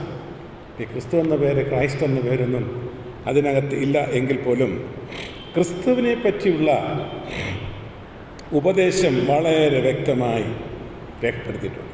ഇതിനകത്ത് 7-ാം അധ്യായത്തിൻ്റെ 13-ാമത്തെ വാക്യം എന്നെടുത്ത് നമ്മൾ പറയുമ്പോൾ ഈ ബുക്കിനെ കുറിച്ചുള്ള പരിജ്ഞാനം കൂടെ നമുക്ക് വേണമല്ലോ, റെഫറൻസ് എടുത്താട്ട്. 7-ാം അധ്യായത്തിൻ്റെ 13-ാമത്തെ വാക്യം, ഒരാൾ 9-ാം അധ്യായത്തിൻ്റെ 26-ാമത്തെ വാക്യം. 7-ാം അധ്യായത്തിൻ്റെ 13-ാമത്തെ വാക്യം, രാത്രി ദർശനങ്ങളിൽ മനുഷ്യപുത്രനോട് ഒരുവൻ മതി. ഇത് എന്തിന്? ഇത് ആരെ കുറിക്കുന്നതാണ്? അല്ല, പറഞ്ഞോ, ആരെ കുറിക്കുന്നതാണ്? എന്തിനെ കുറിക്കുന്നതാണ്? നമ്മുടെ അരുമനാഥനായിരിക്കുന്ന കർത്താവിൻ്റെ ലോകത്തിലേക്കുള്ള ആഗമനത്തെക്കുറിച്ചുള്ള പുതിയ നിയമത്തിൻ്റെ വിശദീകരണത്തിൻ്റെ നിഴലാണിത് കാണുന്നത്. പൊരുളാണ് എവിടെ കാണുന്നത്? തെസ്സലോനിക്ക ലേഖനത്തിൽ പൗലോസ്ലീഹ പറയുന്ന കർത്താവ് താൻ ഗംഭീരനാഥത്തോടും പ്രധാനോദന ശബ്ദത്തോടും ദൈവത്തിൻ്റെ കാഹളത്തോടും സ്വർഗത്തിൽ നിന്ന് ഇറങ്ങി വരും, ക്രിസ്തുവിൽ മരിച്ചവർ മുമ്പ് ഉയർത്തെഴുന്നേൽക്കും, പിന്നെ മേഘങ്ങൾ എടുക്കപ്പെടും എന്നൊക്കെയുള്ള ഭാഗം രേഖപ്പെടുത്തിയിരിക്കുന്നു. പ്രിയപ്പെട്ടവരെ, മനുഷ്യപുത്രനോട് സംജ്ഞ. ഇനി അടുത്തത് 9-ാം അധ്യായത്തിൻ്റെ 26-ാമത്തെ വാക്യം.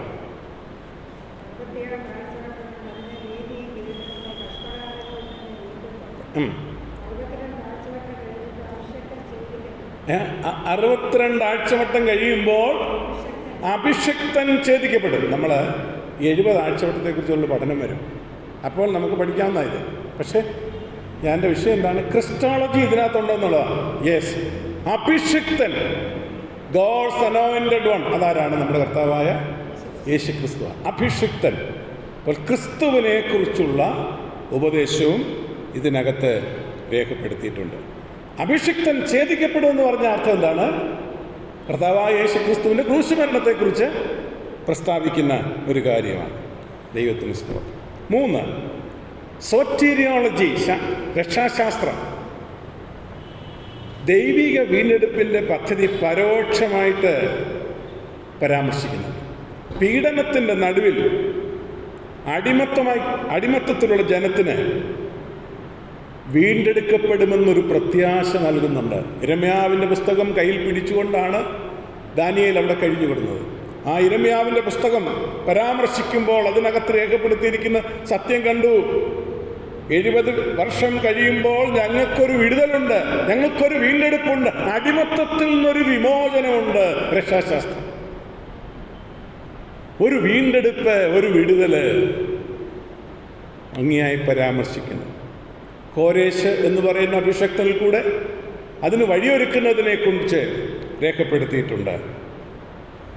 പീഡനശക്തികളെ തോൽപ്പിച്ച് തൻ്റെ ജനത്തിന് വിമോചനം നൽകുന്ന അഭിഷിക്തനായിരിക്കുന്ന മെശിഹ വരികയും ഛേദിക്കപ്പെടുകയും ചെയ്യുന്ന മുമ്പേ നമ്മൾ വായിച്ച 9-ാം അധ്യായത്തിൻ്റെ 26-ാമത്തെ വാക്യത്തിൽ രേഖപ്പെടുത്തിയിരിക്കുന്നു. 4,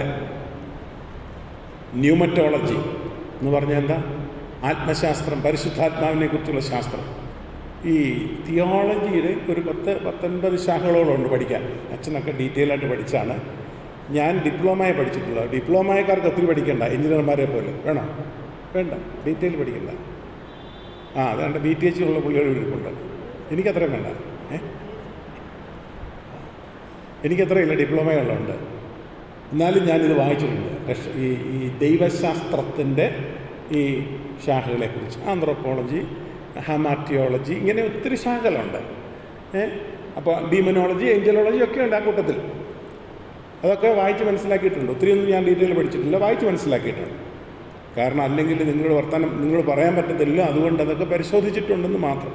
ന്യൂമറ്റോളജി, പരിശുദ്ധാത്മശാസ്ത്രം, ദൈവജനത്തെ നയിക്കുന്നതും പ്രതികൂല സാഹചര്യങ്ങൾ തളരാതെ നിർത്തുന്നതും പരിശുദ്ധാത്മാവാണ്. അതായത് ഈ നെബൂഖദ്നേസർ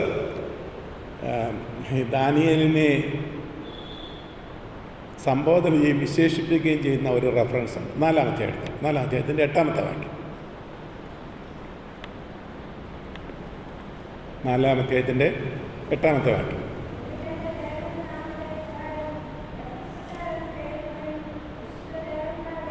ആരാണ്? എന്താണ് വെച്ചമേ? വിശുദ്ധ ദേവന്മാരുടെ ആത്മാവുള്ളവനാണ് നീ. ഇങ്ങോട്ട് നോക്കിയാട്ടെ എല്ലാവരും. ആര് പറഞ്ഞതാ? 120 സംസ്ഥാനങ്ങളുടെ ഭരണസാരഥ്യം വഹിക്കുന്ന, ലോകത്തെ വിറപ്പിക്കാൻ കെൽപ്പുള്ള നെബൂഖദ്നേസർ രാജാവ് 15-16 വയസ്സ് മാത്രം പ്രായമുള്ള കൊച്ചനോട് പറയുകയാണ്, ഒരു കുട്ടിയോട് പറയുകയാണ്, ഞാൻ ഇവിടെ പോസ്റ്റ് ചെയ്തുകൊണ്ടൊരു കാര്യം ചോദിക്കാൻ ആഗ്രഹിക്കുക. ഈ ബാലന്മാരുടെ ചരിത്രം പഠിക്കുമ്പോൾ മാതാക്കളെ, പിതാക്കന്മാരെ, നിങ്ങൾക്ക് മനസ്സിലാകുന്ന പ്രധാനപ്പെട്ട ഒരു ചിന്ത എന്താണ്? ഇവിടെ കൊണ്ടുവരുമ്പോൾ എത്ര വയസ്സുണ്ട്? ബാലന്മാരാണ്. എത്ര വയസ്സാണ് പറഞ്ഞ് ഒരു ഏകദേശം പറഞ്ഞാൽ മതി. ഒരു 14-15 വയസ്സ് കാണും. 14-15 വയസ്സ് വരെ ഇവിടെ ആയിരുന്നു അവരുടെ മാതാപിതാക്കളൊക്കെ. നിങ്ങളിപ്പോൾ ഇത് ശ്രദ്ധിച്ചുകൊണ്ടിരിക്കുമ്പോൾ ഈ നമ്മുടെ മനസ്സിൽ വരുന്ന ഒരു പ്രധാനപ്പെട്ട ഒരു ചിന്ത എന്താണ്? ചിന്ത എന്തായിരിക്കണമെന്ന് എൻ്റെ മനസ്സിലുണ്ട്. എന്താണ്? വല്ലതും കിട്ടിയോ? ഈ ഞാൻ പറയാൻ വേണ്ടി മാത്രം ഇരിക്കരുത്. We are discussing together. നമ്മൾ ഒരുമിച്ചാണ്. സാർ പറ, സാറിന് പറയുന്ന ആളാണല്ലോ, പറ.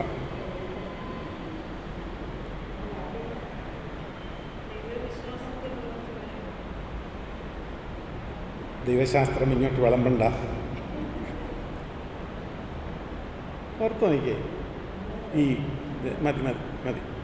ഈ പേരൻറ്റിങ്ങിൻ്റെ മഹത്വം, അത് വേറൊരു ക്ലാസ് എടുക്കണം. How is parenting, what is parenting? ഈ കുഞ്ഞുങ്ങളാരും നമ്മളുടേതല്ല. കുഞ്ഞുങ്ങളാരും നമ്മളുടേത് അല്ല. ഈ നമ്മളുടെ ജീനുകളുടെ, നമ്മുടെ ക്രോമോസോമുകളുടെ 23 ജോഡി അവർക്കുള്ളൂ. പിന്നീട് ഇങ്ങോട്ട് വരും. എൻ്റെ കൊച്ചുമോൻ്റെ വരുന്നതന്നെ 11.5 ഉള്ളൂ. അത് കഴിഞ്ഞ് ഇങ്ങനെ തലമുറ മാറിക്കഴിഞ്ഞ് ഒത്തിരി കഴിയുമ്പോൾ പിന്നെ ഒന്നും കാണത്തില്ല. പക്ഷേ 1200 വർഷം എൻ്റെ ക്രോമോസോമുകൾ ഈ ഭൂമിയിൽ നിൽക്കുമെന്നാണ് ശാസ്ത്രപഠനം. എൻ്റെ എല്ലാം ശാസ്ത്രീയമായൊരു കണ്ടെത്തലാണ്. എൻ്റെ പ്രസംഗമൊന്നുമല്ല, സാന്ദർഭികമായിട്ട് ഞാൻ പറയുന്നത്. ഈ കുഞ്ഞുങ്ങൾ 15 വയസ്സ് വരെ മാതാപിതാക്കളോടൊത്തായിരുന്നു. അവരുടെ ആളത്വത്തിൻ്റെ രൂപീകരണത്തിൽ മാതാപിതാക്കളുടെ നിർണായക പങ്കിൻ്റെ മനോഹരമായിരിക്കുന്ന ഒരു ചിത്രം നിങ്ങളിവിടെ കാണുന്നില്ലേ? എൻ്റെയും നിങ്ങളുടെയും ഉത്തരവാദിത്വം. ഞാനും നിങ്ങളും കുഞ്ഞുങ്ങളെ വളർത്തിയെടുക്കുന്നുണ്ട്. ധാർമ്മിക അടിത്തറയിൽ അവരെ വളർത്തിയെടുക്കാൻ കഴിയുമോ? മൂല്യബോധം അവർക്ക് കൊടുക്കാൻ നമുക്ക് സാധിക്കുമോ? വാല്യൂ എന്നാണെന്ന് നമുക്ക് അവർക്ക് പറഞ്ഞു കൊടുക്കാനായിട്ട് സാധിക്കുമോ? വാല്യൂ സിസ്റ്റം തകിടം മറിയുന്ന ഒരു കാലത്താണ് നമ്മൾ ജീവിക്കുന്നത്. ഇന്നത്തെ നമ്മുടെ വാല്യൂ സിസ്റ്റത്തെ കുറിച്ചുള്ളൊരു പ്രത്യേകത എന്നാ? വാല്യൂ സിസ്റ്റത്തെ ഞാൻ ഒരിക്കലും ഇവിടെ പറഞ്ഞിട്ടുണ്ടോ? ഒരിക്കലും ഒരു പ്രസംഗത്തിൻ്റെ ഇടയിൽ. എന്താണ് ഇപ്പോഴത്തെ വാല്യൂ സിസ്റ്റം? എന്താ വാല്യൂ? എന്താണ് ഇന്ന് നമ്മുടെ കാഴ്ചപ്പാട് എന്താണെന്നറിയാമോ? Valuables are more valuable than values. Valuables are more valuable than values. മൂല്യങ്ങളെക്കാൾ വിലപ്പെട്ടതാണ് വിലയേറിയത്. അതാണ് കുഞ്ഞുങ്ങളെ പഠിപ്പിക്കുന്നത്. Valuables are more valuable than values. Values upside down ആയിപ്പോയി. എന്നാൽ ആ കുഞ്ഞുങ്ങൾക്ക് മാതാപിതാക്കൾ ഉള്ളിൽ ചെലുത്തി കൊടുത്തത്, അവരുടെ ജീവിതത്തിന്റെ ബേസിക് ഫൗണ്ടേഷൻ അടിത്തറയിട്ട് കൊടുത്തത്, മക്കളെ കാണുന്നതെല്ലാം നശിച്ചു പോകുന്നതാണ്, ആർജിക്കുന്നതെല്ലാം നിങ്ങളെ വിട്ടുപോകുന്നതാ. പക്ഷേ നിങ്ങളായി നിലനിർത്താൻ കഴിയുന്ന ഒരു സ്വർഗമുണ്ടടാ മക്കളെ. നിങ്ങളായി നിർത്താൻ കഴിയുന്ന, എല്ലാം നഷ്ടപ്പെട്ടാലും, എല്ലാവരും നഷ്ടപ്പെട്ടാലും ഒരിക്കലും നിങ്ങളെ കൈവിടാത്തൊരു ദൈവമുണ്ട്. ഇത് കുഞ്ഞുങ്ങൾക്ക് പറഞ്ഞു കൊടുക്കാനായിട്ട് സാധിക്കുമോ? അതാണ് പേരൻറ്റിങ്ങിൻ്റെ റെസ്പോൺസിബിലിറ്റി. അത് മൂല്യബോധം കുഞ്ഞുങ്ങൾക്ക് വളർത്തിക്കൊടുക്കും.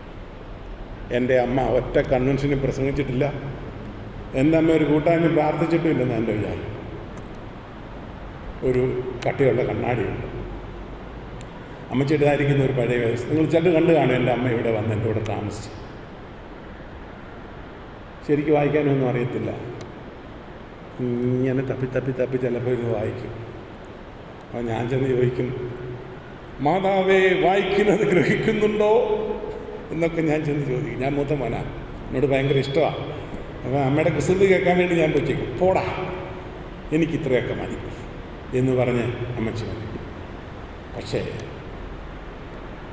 മൂല്യങ്ങൾ എനിക്ക് കൈമാറി തന്നത് എൻ്റെ അമ്മയാണ്. ചാച്ചൻ നല്ലൊരു പ്രസംഗിക്കും, വേദസം കാണാൻ പോയെന്നായിട്ട് പറയാറില്ല. പക്ഷെ അമ്മയാണ് ദൈവരാജ്യ മൂല്യങ്ങളിലെ ചിലതൊക്കെ എനിക്ക് പറഞ്ഞു. ഈ പ്രത്യേകിച്ച് ധനത്തോടുള്ള മനോഭാവം, നമ്മളിതിൻ്റെ കാവൽക്കാരാണ്. ഇത് നമ്മുടേതായിട്ടല്ല, ഒന്നും ഇവിടെ ഇല്ല. അമ്മച്ചി മരിക്കുമ്പം 10 പൈസ കയ്യിലില്ല, ഒറ്റ പൈസ 10 പൈസ കയ്യിലില്ല. മക്കളൊക്കെ വരുന്നതന്നെ 10,000 കൊടുക്കും, അതൊന്നും കൈവെക്കത്തില്ല, ഒന്നും കൈവച്ചില്ല. അച്ചച്ചൻ മരിക്കുമ്പോൾ ഏതാണ്ട് കുറച്ച് നോട്ടുകൾ ഒരു ബാഗിനകത്ത് വെച്ചിട്ടുണ്ട്. അമ്മയുടെ മോളെന്നാണ് വിളിക്കുന്നത്. മോളെ എൻ്റെ അനിയന്മാരും എൻ്റെ ഡിസ്റ്റൻറ്റ് റിലേറ്റീവ്സൊക്കെ അമേരിക്കയിലൊക്കെ ഉണ്ട്, ഞങ്ങളെ ഇഷ്ടമുള്ളവരൊക്കെ വരുമ്പോൾ നല്ല 10,000 കൊടുക്കും, അവനും കൈവച്ച്. പിന്നെ മക്കളെ, ആർക്കും ഒന്നും കടപ്പെട്ടരുത്, ആരുടെയും ഒന്നും ആഗ്രഹിക്കരുത്. ഒത്തിരി കാര്യങ്ങൾ അതാ പറഞ്ഞാൽ ഒരിക്കൽ പോലും നമ്മെ സഹായിച്ചവരെ മറക്കരുത്. ഇത്തിരി ദൈവരാജ്യത്തിൻ്റെ മൂല്യങ്ങൾ പറഞ്ഞു. പ്രതിഫലമല്ല മക്കളെ നോക്കേണ്ടത്. എൻ്റെ അമ്മയ്ക്ക് ചില നാട്ടുവൈദ്യങ്ങൾ അറിയാം. ഞാനിത് സാന്ദർഭികമായിട്ട് പറയുന്ന ക്ഷമിക്കണം സാറേ, കട്ട് ചെയ്തത് കേട്ടോ, ചിലതൊക്കെ സാറ് കട്ട് ചെയ്യുന്നുണ്ട്. അപ്പം ഈ അന്നത്തെ കാലത്ത്, നമ്മുടെ ചെറുപ്പകാലത്തിൽ കുഞ്ഞുങ്ങളുടെ വയറ്റിൽ നിന്ന് ഇങ്ങനെ ഡയറിയ ഉണ്ടാവുമല്ലോ. അപ്പം അന്നൊരു വിശ്വാസമുണ്ട്, എന്താ പറയുന്നത്, കുടൽ മറിഞ്ഞാൽ അതിന് മരുന്നില്ല. നേരം സൂര്യൻ ഉദിക്കുന്നതിന് മുമ്പേ നാട്ടുകാരമ്മയുടെ ഒക്കെ കൊണ്ടുവരും. അമ്മയ്ക്കൊരു തിരുമുണ്ട്, അപ്പോൾ സൂര്യൻ ഉദിക്കുന്നതിന് മുമ്പ് കൊണ്ടുവരണം. എൻ്റെ ശാസ്ത്രം എന്നാന്ന് എനിക്കറിയത്തില്ല. അപ്പം അമ്മ അങ്ങോട്ടൊന്ന് സൂര്യൻ ഉദിച്ചൊന്ന് നോക്കി വെച്ച് അവർ കൊണ്ടുവരും വെളിച്ചെണ്ണ. ആ വെളിച്ചെണ്ണ വാങ്ങിച്ചത് കഴിഞ്ഞിട്ട് ഈ 2 വിരൽ വെച്ചിട്ട് 2 വിരൽ ആ ഇങ്ങനെ വെച്ചിട്ട് ഇങ്ങനെ ഒരു വലിയൊക്കെ ഉണ്ട്. എന്നിട്ട് ആ കൊച്ചിൻ്റെ കാലിൽ പിടിച്ച് കഴിഞ്ഞ് മേലോട്ട് പോകും. തങ്ങളുടെ ചെയ്ത പുള്ളികൾ വിട്ടിട്ടുണ്ട്. എന്നിട്ട് ഇങ്ങനെ ആട്ടുമൊക്കെ ചെയ്യും. അതോടെ തീരും, ആ കൊച്ചിന് അസുഖം മാറും. അപ്പോൾ ഈ വരുന്നവരൊക്കെ എന്തെങ്കിലും കൊടുക്കാനായിട്ട്, ഞങ്ങളന്നോ കാശിന് ആവശ്യപ്പെട്ടിരിക്കുന്ന സമയമാണ്, അച്ചാച്ചനൊരു പണിയൊന്നും ഇല്ലാത്ത സമയമാണ്, കാശിന് ഒത്തിരി ആഗ്രഹമുണ്ട്. ഇതേ പ്രതിഫലത്തിനല്ല. പോയി കഴിയുമ്പോൾ മൂത്തമാനെ ഞാൻ ചോദിക്കും, എൻ്റെ അമ്മ എനിക്കൊരു ബുക്ക് വാങ്ങിക്കരുത്, ഞാനത് വാങ്ങിച്ചത്.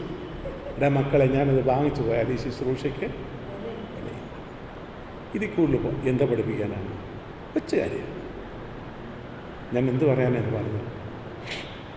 14-15 വയസ്സുള്ള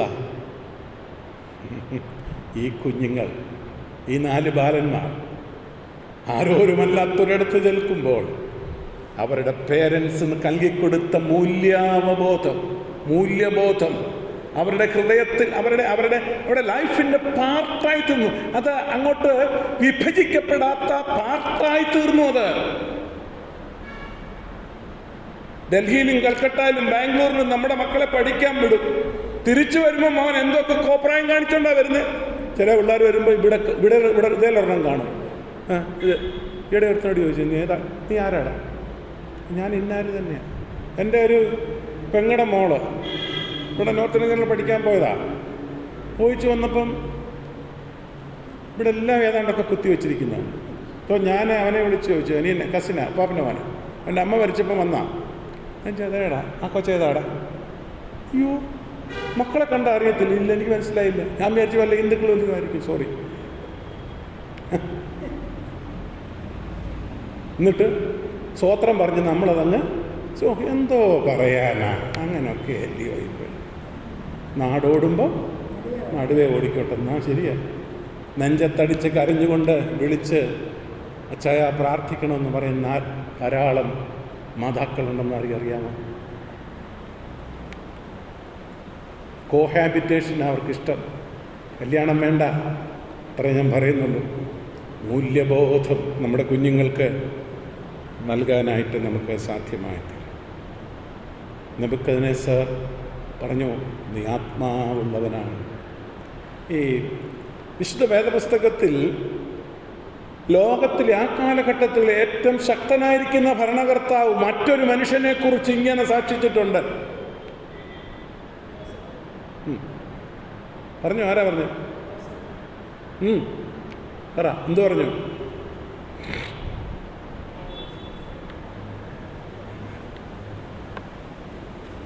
ഉൽപ്പത്തി പുസ്തകം 41-ാം അധ്യായം 38-ാം വാക്യം.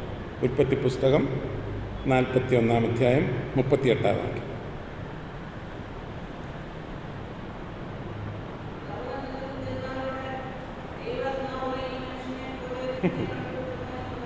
മതി. അനി ഒന്നുകൂടെ വായിച്ചേ. ദൈവാത്മാവുള്ള ഈ മനുഷ്യനെ പോലെ ഒരുത്തനെ കണ്ടുകിട്ടുമോ? ആരാ? അന്നത്തെ ഏറ്റവും ശക്തനായ ഭരണകർത്താവാണ് അദ്ദേഹം. ആരാ? പരദേശി ഇല്ലേ? അടിമയായി വിൽക്കപ്പെട്ടവൻ, അടിമയായിട്ടവിടെ പോയവൻ, പൊത്തിഫറിന്റെ വീട്ടിൽ നിന്ന് കുണ്ടറയിൽ പോയവൻ, അവിടെ നിന്ന് കയറി വന്നതാ. ഇതൊക്കെ യോസേഫിൻ്റെ ചരിത്രം പഠിക്കാൻ നല്ല രസമാണ്. നല്ല എന്ത് രസം. പ്രോഗ്രസീവ് ഗ്രോത്താണ്. ഒരു ദൈവത്തിൻ്റെ പ്രോഗ്രസീവ് ഗ്രോത്ത്, സ്റ്റെപ്പ് ബൈ സ്റ്റെപ്പായിട്ട് ഈ ഇദ്ദേഹത്തിൻ്റെ ക്യാരക്ടർ പഠിച്ചാൽ നമുക്ക് മനസ്സിലാക്കാനായിട്ട് സാധിക്കും. ഈ ദൈവത്തിൻ്റെ ആത്മാവിൻ്റെ നിറവ് അദ്ദേഹത്തിന് ലഭിച്ചതിനാൽ സ്വപ്നത്തിൻ്റെ വ്യാഖ്യാനം, ദർശനങ്ങളുടെ വ്യാഖ്യാനമൊക്കെ പറയാനായിട്ട് സാധിക്കും. ഈ ആത്മനിറവ് ഒരു ദൈവപൈതലിന് കൂടിയേ തീരും. ആത്മാവിൻ്റെ നിറവും ആത്മാവിൻ്റെ അഭിഷേകവും ഒരു ഭക്തന്റെ ജീവിതത്തിലെ അനിവാര്യമായിരിക്കുന്ന ഒരു ഘടകമാണ്. ദൈവപൈതലിനെ വിശുദ്ധിയിൽ സൂക്ഷിക്കുന്നത് ആത്മനിറവാണ്, ആത്മനിയോഗമാണ്, ആത്മ അഭിഷേകമാണ്. ഇനിയും ഒരു കാര്യം കൂടെ, കർത്താവിൻ്റെ മടങ്ങിവരവിന് വേണ്ടി കാത്തിരിക്കുന്നവരല്ലേ നമ്മൾ. അന്ന് നമ്മളെ തിരിച്ചറിയണമെങ്കിൽ ഉള്ള മുദ്ര കൂടിയാണ് ആത്മാവ്. അതിനൊരു വാക്യം പറയാം. സമ്മാനമുണ്ട്. ഈ ചില വാക്യങ്ങളൊക്കെ പറഞ്ഞ സമ്മാനമുണ്ട്. സമ്മാനവും പോയി, സമയവും പോയി. എഫേസ് ലേഖനം 40-ാം അധ്യായത്തിൻ്റെ 30-ാമത്തെ വാക്യം. ഞാൻ പഴയ പുതിയ നിയമങ്ങൾ ഒരുമിച്ച് ചേർക്കുന്നത് പുതിയ നിയമസഭയിൽ നമ്മൾ സാധാരണക്കാരാണ്, അതുകൊണ്ട് എല്ലാം കൂടെ ഒന്ന് പരിശോധിച്ച് പോകാൻ വേണ്ടിയാണ്, കൂടുതൽ ഗ്രഹിക്കാൻ വേണ്ടിയാണ്. പരിശുദ്ധാത്മാവിനെ കുറിച്ചുള്ള ഒരു പൗലോസിൻ്റെ കണ്ടെത്തലാണ് എഫേസ്യ സഭയോട് പറയുമ്പോൾ 4-ാം അധ്യായത്തിൻ്റെ 30-ാമത്തെ വാക്യം. ദൈവത്തിൻ്റെ ദുഃഖിപ്പിക്കരുത്. അല്ലല്ല, ദൈവത്തിൻ്റെ പരിശുദ്ധാത്മാവിനെ ദുഃഖിപ്പിക്കരുത്, അവനാലല്ലോ നിങ്ങൾക്ക് വീണ്ടെടുപ്പ് നാളിനായി മുദ്രയിട്ടിരിക്കുന്ന, you are sealed by the Holy Spirit for the day of redemption. വീണ്ടെടുപ്പിന്റെ നാളിൽ, ഓൺ ദാറ്റ് ഡേ, വീണ്ടെടുപ്പിന്റെ നാളുണ്ട്. അതെ, പാപത്തിന്റെ സമ്പൂർണമായിരിക്കുന്ന അടിമത്വത്തിൽ നിന്നുള്ളൊരു വീണ്ടെടുപ്പുണ്ട് പ്രിയന്റെ മടങ്ങി വരുമെങ്കിൽ. Freedom from the presence of sin. അതിന്റെ ലക്ഷണമാണ് you are sealed by the Holy Spirit. പ്രിയപ്പെട്ടവരെ, ഉണ്ടോ ഈ പരിശുദ്ധാത്മാവിനെ കുറിച്ചൊക്കെയുള്ള പഠനം? വേറെ നമ്മൾ ഒത്തിരി പഠിക്കാനുള്ളതാണ്, ഒത്തിരി കാര്യങ്ങൾ പഠിക്കാനായിട്ടുണ്ട്. അതൊരു പഠന വിഷയമാണ്. ഇതൊക്കെ നമ്മൾ പഠിക്കേണ്ടത്. ഈ ഞെട്ടിത്തെറിച്ച് തുള്ളിച്ചാടി എന്തെങ്കിലുമൊക്കെ ചേഷ്ട കാണിക്കുന്നൊന്നുമല്ല ആത്മാവെന്ന് പറയും. പരിശുദ്ധാത്മാവിനെ വിശേഷിപ്പിക്കുന്നത് അവനെന്നാണ്. എന്ന് പറഞ്ഞാൽ he's A person. As he is A person, because he is A person, he has power. And he is power, he has power. ശക്തിയുണ്ട്. ഈ ആളത്വത്തിന് അന്യമായൊരു ശക്തിയാണ് നമ്മൾ പലപ്പോഴും ആഗ്രഹിക്കുന്നത്. അങ്ങനെയല്ല, അത് ആളത്വത്തോട് കൂടിയ ആളത്വത്തിൻ്റെ ഫങ്ഷനാണ് ഈ ശക്തി എന്ന് പറയുന്നത്. ആളത്വത്തിൻ്റെ ഫങ്ഷൻ. ന്യൂമറ്റോളജി ഈ പുസ്തകത്തിൽ കാണാൻ സാധിക്കും. എക്ലസിയോളജി, സഭാശാസ്ത്രം, ഇതൊക്കെ എവിടെയാണ്? സഭ എന്ന പദം ഈ പുസ്തകത്തിൽ രേഖപ്പെടുത്തിയിട്ടില്ല. പക്ഷേ സഭയുടെ അടിസ്ഥാന ഉപദേശങ്ങളായ വിശ്വാസം, വിശുദ്ധി, വേർപാട്, വിശ്വസ്തത, ദർശനം, ആരാധന, ഇതൊരു ഭക്തന്റെ ജീവിതത്തിൽ എക്കാലവും ഉണ്ടെന്ന് ശക്തമായി പഠിപ്പിക്കുന്നു ഇതിനകത്ത്, ഈ പുസ്തകത്തിനകത്ത്. അതായത് അതാണ് സഭയുടെ ശാസ്ത്രം. സഭാശാസ്ത്രം അതാണ്. ആരാധന, വിശുദ്ധി, വേർപാട്. ഈ വേർപാടിനെ കുറിച്ചുള്ള ഉപദേശം ശക്തമാണ്. ഈ ദൈവം എവിടെയുണ്ടോ അവിടെ വേർപാടില്ല. ദൈവത്തെ വിശേഷിപ്പിക്കുന്നിടത്തെല്ലാം, ദൈവത്തോട് അടുത്ത കാര്യങ്ങൾ പരാമർശിക്കുന്നിടത്തെല്ലാം ഈ വിശുദ്ധിയും വേർപാടും അവിഭാജ്യ ഘടകമാണ്. വേർപാട് വേദപുസ്തകത്തിലെ ഏറ്റവും ശക്തമായിരിക്കുന്ന ടോപ്പിയ ഹഗിയോസ് എന്ന പദം ഉപയോഗിച്ചാണ് അത് ഗ്രീക്കിൽ വിശേഷിപ്പിച്ചിരുന്നത്. വേർപാട്, ടു ബി ഡിഫറെൻറ്റ്, വ്യത്യസ്തമായ. We are called to be different. ലോകത്തുനിന്ന് വിളിച്ച് വേർതിരിക്കപ്പെട്ട നമ്മൾ, we are called to be different. Our attitude should be different. Our perspective it is different. Our way of thinking is different. Totally different. അതായിരുന്നു ഈ 1-ാം നൂറ്റാണ്ടിലെ വിശുദ്ധന്മാർക്കുണ്ടായിരുന്നു. അവരെ കല്ലെറിയാനുള്ള കാരണം അത് തന്നെയാണ്. വ്യത്യസ്തരായി ജീവിക്കുക. വൈവിധ്യങ്ങളുടെ നടുവിൽ വ്യത്യസ്തത പുലർത്താൻ സാധിക്കുന്നതാണ് വേർപാട്. വൈവിധ്യങ്ങളും വൈരുദ്ധ്യങ്ങളും നിറഞ്ഞതാണ് ഈ ലോക ജീവിതം. അതിൽ അവിടെ നമുക്ക് വ്യത്യസ്തരായി ജീവിക്കാൻ സാധിക്കും. 4 പേർക്ക് സാധിച്ചു അല്ലേ? ഒത്തിരി ചലഞ്ചസിൻ്റെ നടുവിലാണ് ജീവിക്കുന്നത്. But we are here to be different. We are here to be different. We are representing you. Our lifestyle is different from other people. എല്ലാവരും ചെയ്യുന്നത് ഞങ്ങൾക്ക് ചെയ്യാൻ അവകാശമില്ല. എല്ലാവരും ആരാധിക്കുന്നത് പോലെ ആരാധിക്കാൻ ഞങ്ങൾക്ക് അവകാശമില്ല. എല്ലാവരും കഴിക്കുന്നത് ചെയ്യാൻ നമുക്കൊരിക്കലും സാധിക്കത്തില്ല. OM-ൽ ഞാൻ വർക്ക് ചെയ്ത ഓപ്പറേഷൻ മൊബിലൈസേഷൻ, എൻ്റെ പ്രവർത്തനത്തിന് ഭയങ്കരം മോട്ടിവേഷൻ എന്ന ഒരു പ്രസ്ഥാനം. ഒത്തിരി പേരെന്നെ അത് വിടരുതെന്ന് പറഞ്ഞ് HBA ഗുപ്താച്ചനാകുന്നത് എന്നോട് പറഞ്ഞ് പഠിക്കണം, അവിടെ BTSO കഴിയണം, അത് കഴിഞ്ഞ് എന്നോട് പഠിക്കാൻ നമുക്ക് നല്ല ഫീൽഡൊക്കെ കിട്ടും എന്നൊക്കെ പറഞ്ഞു. നമ്മുടെ പല അച്ഛന്മാർ HBA പഠിച്ചവരാണ്.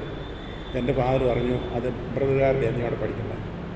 അങ്ങനെ ഞാൻ വന്നപ്പോൾ പഠിച്ചത്. നാളെ ഇൻ്റർവ്യൂ ആണ്, ഇന്ന് കൊണ്ട് ആപ്ലിക്കേഷൻ കൊടുത്താളെ ഞാൻ. അങ്ങനെ എന്നെ അവിടെ എടുത്തു. ദൈവത്തിന് സാന്ദർഭികമാണ്. സാറേ ഇതൊക്കെ കളഞ്ഞേക്കണം കേട്ടോ. സാന്ദർഭികമായി വരുമ്പോൾ ചിലത് പരാമർശിക്കാതിരിക്കാൻ വയ്യാത്തത് കൊണ്ട് ഞാൻ പറഞ്ഞു പോകുന്നത്. ദൈവത്തിന് സ്തോത്രം. എന്ത് സന്തോഷമാണെന്നറിയാമോ? അന്ന് ഞങ്ങൾ പാടുന്നൊരു പാട്ടുണ്ട്. Great change since I was born. Great change since I was born. Great change since I was born. That's a great change since I was born. The place I used to go, I go there no more. The place I used to go, I go there no more. The place I used to go, I go there no more. That's a great change since I was born. The books I used to read, I read them no more. The books I used to read, I read them no more. The books I used to read, I read them no more. There's a great change since I was born. അങ്ങനെ ഒത്തിരി കാര്യങ്ങൾ, പിന്നെ ഒത്തിരി categories ഞങ്ങൾ പാടും. ഞങ്ങളുടെ കൂട്ടത്തിൽ international ആളുകളുണ്ട്, എല്ലാ രാജ്യങ്ങളിൽ നിന്നും ആളുകളുണ്ട്. അവരെല്ലാം കൂടി ഞങ്ങൾ ഒരുമിച്ച് വിടാം, കൈ കോർത്ത് പിടിച്ചെന്ന് പാടും. വിശു മണ്ഡലി മേ ബായിയോം ഹം സബ് ഏക് ഹൈ. എല്ലാവരും കൂടെ ചേർന്നാണ് പാടുന്നത്. നമ്മളെല്ലാം ഒന്നാണ് ക്രിസ്തുവിൽ. വലിയവനില്ല, ചെറിയവനില്ല, കറുത്തവനില്ല, വെളുത്തവനില്ല, നമ്മളെല്ലാം ഒന്നാണ്. എന്തോ ഒരു ശക്തമായ കാഴ്ചപ്പാടാണ് ദൈവത്തിന്. അതൊക്കെ മാറി മാർത്തോമാ സഭ വന്നപ്പോഴാണ് ഈ സഭയിലെ ഇതുണ്ടല്ലോ ഡീഗ്രഡേഷനൊക്കെ ഉണ്ടെങ്കിൽ മനം എടുത്ത് ദൈവത്തിന് സ്തോത്രം. എക്ലിസിയോളജി, സഭാശാസ്ത്രം, പ്രാർത്ഥന വളരെ ശക്തിയുള്ളൊരായുധമാണെന്ന് ഈ പുസ്തകം വായിക്കുമ്പോൾ നമുക്ക് മനസ്സിലാക്കാനായിട്ട് സാധിക്കും. ഭക്തനൊഴിച്ചുകൂടാൻ പറ്റാത്തതായിരിക്കുന്ന ഒന്നാണ് പ്രാർത്ഥന. സഭയുടെ ശക്തമായ ഇതല്ലേ പ്രാർത്ഥന? ആണോ? ഒരിക്കലേ ഒരു ഉപദേശിയെ പിടിച്ച് കാരാഗ്രഹത്തിലിട്ടു. അപ്പോൾ സഭ അവന് വേണ്ടി പ്രാർത്ഥിച്ചു. ആരെക്കുറിച്ചാണ്? പത്രോസിനെ. എവിടാ പ്രാർത്ഥനയ്ക്ക് കൂടിയത്? വീട്ടിൽ. അവരുടെ പേരെന്നാ? മറിയയുടെ വീട്ടിൽ പ്രാർത്ഥിച്ചുകൊണ്ടിരുന്നപ്പം പുള്ളി അവിടെ വന്ന് വാതിൽക്ക് മുട്ടി, അല്ലേ? ബാല്യക്കാർ വന്ന് വാതിൽ തുറന്നു. കൊച്ചമ്മയോട് ഒന്ന് വിവരം പറഞ്ഞു. അപ്പോൾ കൊച്ചമ്മ എന്നാ പറഞ്ഞു? ഇതങ്ങനെയാണ് നമ്മുടെ പ്രാർത്ഥന. നമ്മുടെ പ്രാർത്ഥന എന്നാണ്? ഇപ്പം വിടുവിക്കണം, അങ്ങനെ വിടുവിക്കണം, അങ്ങ് കത്തിച്ച് പ്രാർത്ഥിക്കുക. എന്നിട്ട് നമ്മുടെ ആനി അവിടെ നിന്ന് ഇങ്ങോട്ട് ഓടി വന്നേച്ച് പറയുക, അച്ചോ താണ്ട പ്രാർത്ഥിച്ച വിഷയം വാതിൽക്ക് നിൽക്കുന്നു. എൻ്റെ സാറേ, ഈ ആനിക്ക് കുഴപ്പമൊന്നും ഇന്നലെ വരെ ഇല്ലായിരുന്നല്ലോ, ഇന്നെന്നാ പറ്റി? പ്രാർത്ഥനയും വിശ്വാസവും കൂടെ ഒരുമിച്ച് ചേരണം. നമ്മളെ പ്രാർത്ഥിക്കാൻ പ്രേരിപ്പിക്കുന്നത് വിശ്വാസമായിരിക്കണം, ഫെയ്ത്ത് ആയിരിക്കണം. ഈ എൻ്റെ ആത്മീയ ശുശ്രൂഷയിലൂടെ എത്ര പേർക്ക് സൗഖ്യം കിട്ടുന്നുണ്ട് പ്രാർത്ഥിച്ചു. സൗഖ്യം കിട്ടാൻ വേണ്ടി പ്രാർത്ഥിക്കാൻ എൻ്റെ അടുത്ത് ആരും വരില്ല. ഇവിടെ വന്ന ശേഷം പലർക്കും അതുണ്ടായിട്ടുണ്ട്. പക്ഷേ ഇതുവരെ ഞാൻ നിങ്ങളോട് പറഞ്ഞിട്ടില്ല, അവരും പറഞ്ഞിട്ടില്ല, അവരും പറയത്തില്ല, പറയാൻ പാടില്ല. ദൈവത്തിന് സ്തോത്രം. പ്രാർത്ഥനയ്ക്ക് ശക്തിയുണ്ടെന്ന് തെളിയിച്ച പുസ്തകമാണിത്. സഭാശാസ്ത്രത്തിലെ വളരെ പ്രധാനപ്പെട്ട ഫാക്ടറാണ് പ്രാർത്ഥന. മുട്ടിന്മേൽ നിന്ന് പ്രാർത്ഥിക്കുക. ഞാൻ ഈശോ മാർത്തിമത്യോസ് എപ്പിസ്കോപ്പ തിരുമേനിയുടെ കൂടെ ദീർഘ ദിവസങ്ങൾ യാത്ര ചെയ്തിട്ടുണ്ട്. മാർത്തോമാ സഭയുടെ മിഷൻ സ്കൂൾ എന്ന് പറയുന്ന പ്രസ്ഥാനം ആരംഭിച്ചത് തിരുമനസ്സുണ്ട്. അന്ന് അദ്ദേഹം കുന്നംകുളം, ഞാൻ ഗുരുവായൂർ മിഷൻ ഫീൽഡ്, ഞങ്ങൾ ഒരുമിച്ചൊരു ടീമാണ് ഇതിൽ പോകുന്നത്. അദ്ദേഹത്തിൻ്റെ കൂടെ ഞാൻ യാത്ര ചെയ്യുമ്പോൾ എന്നോട് പറയും, ഇടയ്ക്കിടയ്ക്ക് പാട്ടൊക്കെ പാടും. ഏറ്റവും ഇഷ്ടമുള്ളൊരു പാട്ടാണ്, ഉലകിൽ എന്നരികിലായി പ്രിയമായ പലതുണ്ട്, അവരെല്ലാം പ്രിയനായ പ്രിയനുമുണ്ട്, എങ്കിലോ കാൽവറി സ്നേഹത്തിൻ മുൻപിലായി മാഞ്ഞുപോയി ഇവയെല്ലാം മഞ്ഞുപോലെ, നിത്യമാം സ്നേഹത്തിൻ ആഴവും നീളവും എന്നുള്ള പാട്ട് അന്ന് എനിക്കറിയാതെ മറന്നുപോയി. അത് കൂടെ പാടി ഒരു പാട്ട്, ഒരു കോറസ് ഒരു സ്കൂളിൽ ചെന്നാൽ പാടും. ഞങ്ങളിവിടെ എല്ലാ സ്കൂളിലും വന്നിട്ടുണ്ട്. തിരുമേനിയുടെ കൂടെ മിഷൻ സ്കൂൾ ആരംഭിച്ചാണ്. അദ്ദേഹം അടൂർ അരമനയിലിരിക്കുമ്പോൾ ഞാൻ അടൂർ മിഷൻ ഫീൽഡിൽ പ്രവർത്തിക്കാം. ആഴ്ച ഒരിക്കലേ കാണണം നിർബന്ധമാണ്. അവിടെ ചെല്ലുമ്പോൾ 12 മണിക്ക് പ്രാർത്ഥനാ സമയമാണ്. തിരുമനസ്സുണ്ട് അവിടെ ഉണ്ടെങ്കിൽ അവിടെ ഇരിക്കും. താഴെ ഒരു കുഷനിട്ട് താഴെ ഇരിക്കും. താഴെ ഇരുന്ന് കൈ പിടിച്ച്, കൈ മുത്തിയിട്ടുണ്ട് പക്ഷെ പിടിക്കത്തില്ല. പിന്നെ ചിലരിപ്പം ക്ഷയിക്കാണ്ട് തരും, ഒത്തിരി സ്നേഹമുള്ള ഇങ്ങനെ ക്ഷയിക്കാനൊക്കെ തുമ്പാച്ചാന്ന് വിളിച്ച് ക്ഷയിക്കാൻ മുത്ത് കഴിഞ്ഞേച്ച് കൈ പിടിച്ച് ഒരുമിച്ചിരുന്ന് പ്രാർത്ഥിക്കും. എന്തോ വില വന്നിരിക്കും. ആത്മാവിൽ അദ്ദേഹം നൃത്തം ചെയ്യും അവിടെ ഇരുന്നുണ്ട്. അനുഭവിച്ച കാര്യമാണ് പറയുന്നത്. അദ്ദേഹത്തിൻ്റെ മുട്ടയിൽ തഴഞ്ഞു, മുട്ടുമേൽ നിന്ന് പ്രാർത്ഥിച്ചു. അബ്രഹാം മാർത്തോമാ തിരുമേനിയെക്കുറിച്ച് എൻ്റെ അപ്പൻ്റെ വല്യപ്പച്ചൻ ആലഞ്ചേരിയിൽ ഗീവർഗീസ് സ്വദേശി സുവിശേഷ പ്രസംഗ സംഘത്തിൻ്റെ ആദ്യകാലങ്ങളിൽ സംഘത്തോടൊത്തുണ്ടായിരുന്ന മനുഷ്യൻ. കല്ലിശ്ശേരി കടവിൽ മാളികയിൽ പ്രാർത്ഥിച്ച് 14 പേരിൽ ഒരുവൻ, 12 പേരുടെ പേരേ ഉള്ളൂ. അദ്ദേഹം പറഞ്ഞിട്ടുണ്ട്, മോനെ ആമലൂർ രവനയിൽ ചെന്ന് ഞങ്ങൾ ഒരുമിച്ച് പ്രാർത്ഥിച്ചിട്ടുണ്ട്, എന്നോട് പറഞ്ഞല്ല, എൻ്റെ അപ്പനോട് പറഞ്ഞിട്ടുണ്ട്. മുട്ടയിൽ തഴമ്പുണ്ട്. അതാണ് സഭയുടെ കരുത്ത്. അതായിരുന്നു സഭയുടെ കരുത്ത്. ഒന്നും ഉണ്ടായിരുന്നില്ലല്ലോ അവരുടെ കാലത്ത്. പക്ഷേ ശക്തി ആർജിച്ചതായ സമയം, പ്രാർത്ഥിക്കുമ്പോഴുള്ള ശക്തി, പ്രാർത്ഥിക്കുമ്പോഴുള്ള ബലം, പ്രസംഗിക്കുമ്പോഴുള്ള ശക്തി, എക്ലിസിയോളജി. ഭക്തൻ്റെ ജീവിതത്തിലെ അവിഭാജ്യ ഘടകം പ്രാർത്ഥനയാണെന്ന് നമ്മെ ഓർമ്മിപ്പിക്കുന്ന പുസ്തകം. 6 എസ്കറ്റോളജി, ഭാവികാല ശാസ്ത്രം. ഇതിനകത്തുണ്ടോ? യെസ്, ഉണ്ടോ? യെസ്. ഭാവി കാലങ്ങളിൽ ഭവിപ്പാനിരിക്കുന്നത് ഈ പുസ്തകത്തിൽ എഴുതി വച്ചിരിക്കുന്നു. രാജ്യത്വം സ്വർഗത്തിലെ ദൈവത്തിന് ഏറ്റെടുത്തിരിക്കുന്നു. സകല രാജ്യത്വവും അവസാനിക്കുമ്പോൾ പിതാവായ ദൈവം രാജ്യത്വം ഏറ്റെടുക്കും. ഞാൻ റെഫറൻസ് പറഞ്ഞതാണ്, ആരോർക്കുന്നു? 2-ാം അധ്യായത്തിൻ്റെ 44-ാമത്തെ വാക്യം. കൈതൊടാതെ കല്ല് പറഞ്ഞു വരുന്ന കാര്യത്തെക്കുറിച്ച് പറഞ്ഞു. 2-ാം അധ്യായത്തിൻ്റെ 44-ാമത്തെ വാക്യം.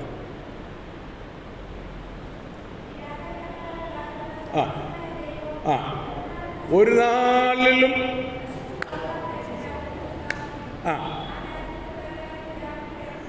സ്തോത്രം. പ്രിയപ്പെട്ടവരെ, വെളിപ്പാട് പുസ്തകം നമ്മൾ വായിക്കുകയും പരിശോധിക്കുകയും ചെയ്യുമ്പോൾ ഇതേ ആശയം, ഇത് രണ്ടും കൂടെ ചേർത്ത് പഠിക്കേണ്ടതാണ്. വെളിപ്പാട് പുസ്തകവും ദാനിയേൽ പ്രവചനം ഒരുമിച്ച് പഠിക്കേണ്ടതാണ്. രണ്ടുപേരുടെയും ക്വാളിറ്റി ഒത്തിരി ഉണ്ട്. അത് രണ്ടും കൂടെ ചേർത്ത് കഴിഞ്ഞാൽ നമുക്കിപ്പോഴെങ്കിലും തീരത്തില്ല. അതുകൊണ്ട് ഞാൻ അതുമായിട്ട് ബന്ധപ്പെടുത്താത്തത്. പഴയ നിയമത്തിലെ 27-ാമത്തെ പുസ്തകം, പുതിയ നിയമത്തിലെ 27-ാമത്തെ പുസ്തകം തന്നെ. രണ്ടുപേരും വയോവൃദ്ധന്മാരാണ്, 90-ലധികം വയസ്സ് പ്രായമുള്ളവരാണ്. ഏറ്റവും പ്രിയ പുരുഷനാണ് ദാനിയേൽ. യേശു സ്നേഹിച്ച ശിഷ്യനാണ് യോഹന്നാൻ. അങ്ങനെ ഒത്തിരി സിമിലാരിറ്റീസ് ഉണ്ട് അവർ തമ്മിൽ. ആ പുസ്തകത്തിൻ്റെ ഉള്ളടക്കത്തിന് ഒത്തിരി സാമ്യമുണ്ട്. രാജ്യം പിതാവായ ദൈവത്തെ ഭരമേൽപ്പിക്കുന്ന ഒരു സിസ്റ്റം ഉണ്ട്. ദൈവത്തിന് സ്തോത്രം. രാജ്യം പിതാവായ ദൈവത്തെ ഏൽപ്പിച്ച് നിത്യരാജാവായി പിതൃപുത്ര പരിശുദ്ധാത്മാവ് വാണരുളുന്നൊരു സുന്ദരമായ ഒരു ഭാവി ദർശനം വെളിപ്പാട് പുസ്തകത്തിലുണ്ട്. അത് നമുക്കിവിടെയും കണ്ടെത്താൻ സാധിക്കും. ഭാവികാല ശാസ്ത്രം, എസ്കറ്റോളജി. അപ്പോൾ പുതിയ നിയമത്തിലെ ഒത്തിരി ചിന്താശകലങ്ങൾ കൺസീൽ ചെയ്ത് വെച്ചിരിക്കുന്ന പുസ്തകമാണ് ദാനിയേൽ പ്രവചനം. പണ്ടൊരിക്കലും ഒരു പ്രസംഗത്തിൽ ഞാനൊരു പഴയ പുതിയ നിയമങ്ങളെക്കുറിച്ചുള്ള ഒരു നിർവചനം പറഞ്ഞായിരുന്നു. ഓർക്കുന്നു? പഴയ നിയമവും പുതിയ നിയമവും. The New Testament is concealed in the Old Testament and the Old Testament is revealed in the New Testament. The New Testament is concealed in the Old Testament and the Old Testament is revealed in the New Testament. പഴയ നിയമം പുതിയ നിയമം പഴയ നിയമത്തിൽ pack ചെയ്ത് സംക്ഷേപിച്ച് വെച്ചിരിക്കുമ്പോൾ പഴയ നിയമം പുതിയ നിയമത്തിൽ വെളിപ്പെട്ടിരിക്കുന്നു. പഴയ നിയമത്തിൻ്റെ ചിന്തകൾ, പഴയ നിയമത്തിൻ്റെ ഉപദേശങ്ങളുടെ ശരിയായിരിക്കുന്ന വ്യാഖ്യാനം വർത്തമാന കാലഘട്ടത്തിൽ തിരുസഭയിൽ ഇപ്പോൾ നിറവേറാനിരിക്കുകയാണ്.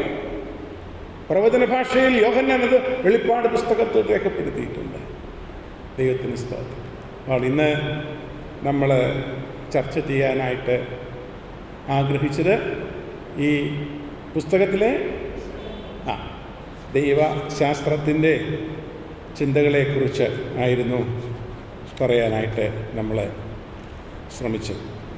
ഇനിയും നമ്മൾ വായിച്ച 1-ാം അധ്യായത്തിൻ്റെ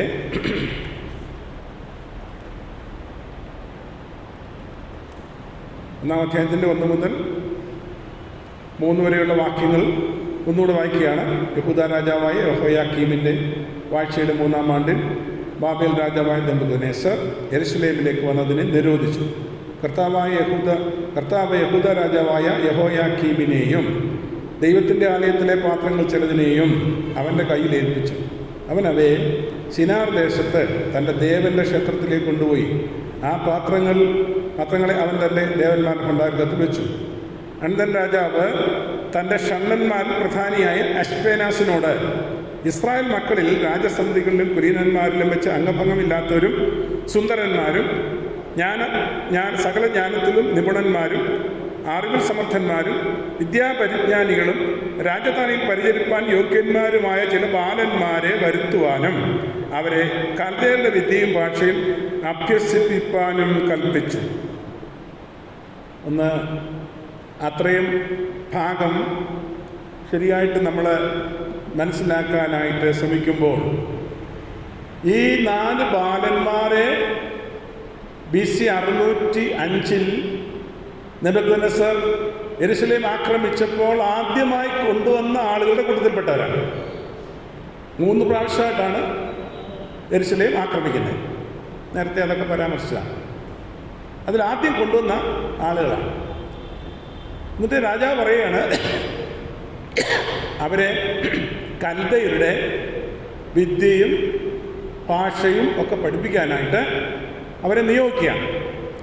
എന്നിട്ട് ഇവരുടെ ക്വാളിറ്റി, അവരുടെ ആ എക്സ്റ്റേണൽ അവരുടെ ക്വാളിറ്റിയെക്കുറിച്ച്, അവരുടെ ആഹാരത്തെക്കുറിച്ച്, അവരുടെ ഉണ്ടല്ലോ അവരെ തിരിച്ചറിയുമ്പോൾ അവരെ തിരിച്ചറിയാൻ, മറ്റുള്ളവരിൽ തിരിച്ചറിയാൻ ഡിസ്റ്റിങ്വിഷ്ഡ് ആണെന്ന് പറയത്തക്ക തരത്തിലുള്ള അവരുടെ ചില ക്വാളിറ്റീസ് ഇവിടെ പരാമർശിച്ചിട്ടുണ്ട്.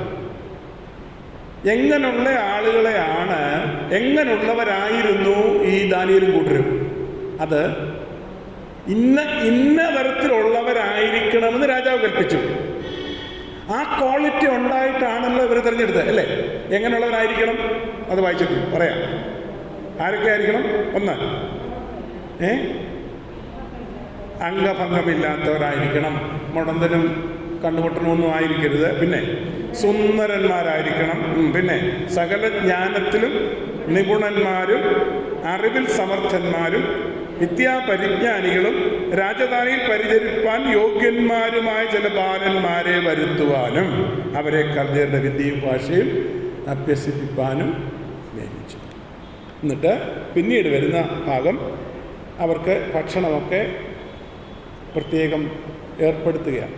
ഇവിടെ നമ്മൾ ഈ ബാലന്മാരെ കൊണ്ടുവന്നിട്ട് ഇമ്മീഡിയറ്റായിട്ട് അവരെക്കുറിച്ച് ചെയ്യുവാനായിട്ട് ആഗ്രഹിച്ച എന്താണ്? കൽദയരുടെ വിദ്യയും കൽദയരുടെ ഭാഷയും പഠിപ്പിക്കാനായിട്ട് ശ്രമിച്ചു. എന്തിനായി ഭാഷ പഠിക്കുന്നത്?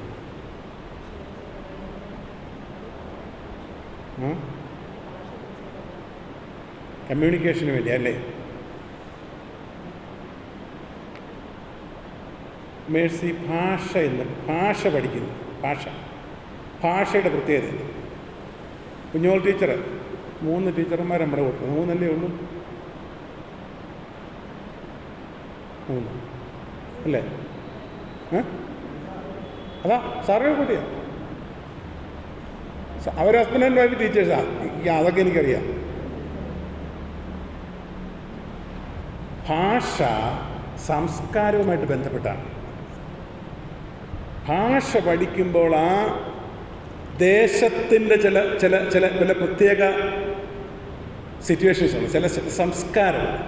ആ സംസ്കാരവുമായി ഇഴുകിയതാണ് ഭാഷ. തമിഴ് ഭാഷ പഠിക്കുമ്പോൾ തമിഴിയൻസിൻ്റെ ചില സംസ്കാരമുണ്ട്, ആ സംസ്കാരത്തോട് ബന്ധപ്പെട്ടാണ്. മലയാളം പഠിക്കുമ്പം മലയാളികളുടെ സംസ്കാരവുമായി കേരളത്തിൻ്റെ സംസ്കാരവുമായി ഇഴുകിയാണ് ഓരോ പദങ്ങളുടെ പ്രയോഗങ്ങളുമൊക്കെ ഇരിക്കുന്നത്. അതുകൊണ്ട് എപ്പോഴും അത് സംസ്കാരവുമായി ബന്ധപ്പെട്ടതാണ്. ഈ ഭാഷ പഠിക്കുന്നതിലൂടെ സംസ്കാരം അവർക്ക് കൊടുക്കുന്നതിന് പിൻപിലുള്ളത് എന്താണ്? അവർ പരിശീലിച്ച് വെച്ചിരിക്കുന്ന സംസ്കാരത്തെ മറക്കണം. നാച്ചുറലൈസേഷൻ്റെ ഭാഗം. അവരെ നാച്ചുറലൈസേഷൻ എൻ്റെ ഭാഗമാക്കി തീർക്കുകയാണ്. അവരുടെ കൾച്ചറും കസ്റ്റമും എല്ലാം മറക്കാൻ അവരെ ഫോഴ്സ് ചെയ്യുക. ഇനിയുള്ള കാലം നിങ്ങൾ ഇങ്ങനെ ആയിരിക്കണം, നിങ്ങൾ ഇന്നലെ വരെയുള്ളത് മറക്കണം. ഇത് മറക്കണമെന്ന് പറഞ്ഞിട്ടില്ല, മറക്കാൻ പ്രേരിപ്പിക്കുക. 15 വയസ്സേ ഉള്ളൂ. അത് കഴിഞ്ഞ് 75 കൊല്ലം അദ്ദേഹം അവിടെ താമസിക്കുക. ആരാ? ദാനിയേൽ. അപ്പോൾ രാജാവ് ആഗ്രഹിക്കുന്നതെന്നറിയാമോ? രാജാവ് അവരുടെ പാസ്റ്റിനെ, അവരുടെ പഴയ കാലത്തെ സംസ്കാരവും അവരുടെ ആത്മീയതയും എല്ലാം മറക്കത്തക്ക സംവിധാനത്തിലേക്ക് നയിക്കുകയാണ് അവരെ. മനസ്സിലായ പറഞ്ഞേ? ഭാഷ പഠിക്കണം. പിന്നെ കൽദേരുടെ വിദ്യ എന്ന് പറഞ്ഞാൽ അസ്ട്രോളജി ഒക്കെ അവർക്ക് ഒത്തിരി അറിയാവുന്ന, മന്ത്രവാദം, ആ കാലഘട്ടത്തിലെ മന്ത്രവാദം, അസ്ട്രോളജി, നക്ഷത്രശാസ്ത്രം, പിന്നെ ഈ ബിൽഡിങ്ങിനെ കുറിച്ചുള്ള ശാസ്ത്രം, തച്ചുശാസ്ത്രം, ഇതെല്ലാം ഭയങ്കരമായിട്ട് ഡെവലപ്പ് ചെയ്തിരിക്കുന്ന ഒരു സംസ്കാരമാണ് കൽദയ സംസ്കാരം.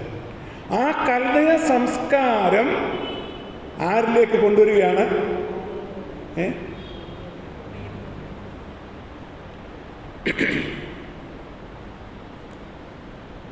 നമ്മുടെ ആളുകളെ അമേരിക്കയിൽ,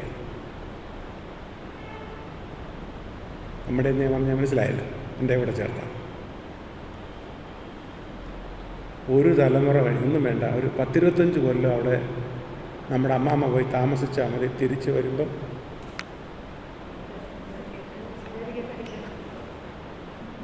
കളറൊക്കെ അങ്ങ് മാറും. പിന്നെ ഭാഷയെല്ലാം വേറെ. ഒരാൾ പണ്ട് ഇങ്ങനെ സംസാരിച്ചു വന്ന കൂട്ടത്തിലെ നല്ല നല്ല നല്ല ജോലിയൊക്കെ അവർക്ക് നല്ല പേയാ, അവനും നല്ല പേയാ. പിടികിട്ടിയില്ലേ? ചുരുക്കി പറഞ്ഞാൽ 10 കൊല്ലം അവിടെ ഇരുന്നപ്പോൾ അമ്മാമ്മയ്ക്കും പേ പിടിച്ചു. നല്ല കാശിഷ്ടം പോലെ കിട്ടുന്ന അവിടുത്തെ ഒരു ഫ്രൈസാണ് പേയ്മെൻ്റ് എന്നൊക്കെ പറയുന്നതിന് കൊടുക്കുന്ന ഒരു ഫ്രൈസാണ്. പേയാ, നല്ല പേയാ. ഇപ്പം മുതുപേയായി തീർന്നിരിക്കുകയാണ്. ഇനിയും എൻ്റെ മകൻ്റെ മക്കൾ അവിടെ ജനിച്ചു വളർന്ന പിള്ളേർ മലയാളം ആ പാടെ സംസാരിക്കുന്ന അപ്പച്ചനെ വിളിക്കും, ഹായ് അപ്പച്ച, ഹായ്, തീർന്നു. അവിടെ തീർന്നു, ഇത്രേ ഉള്ളൂ. ചുമച്ചോ, ശരിയാണ്.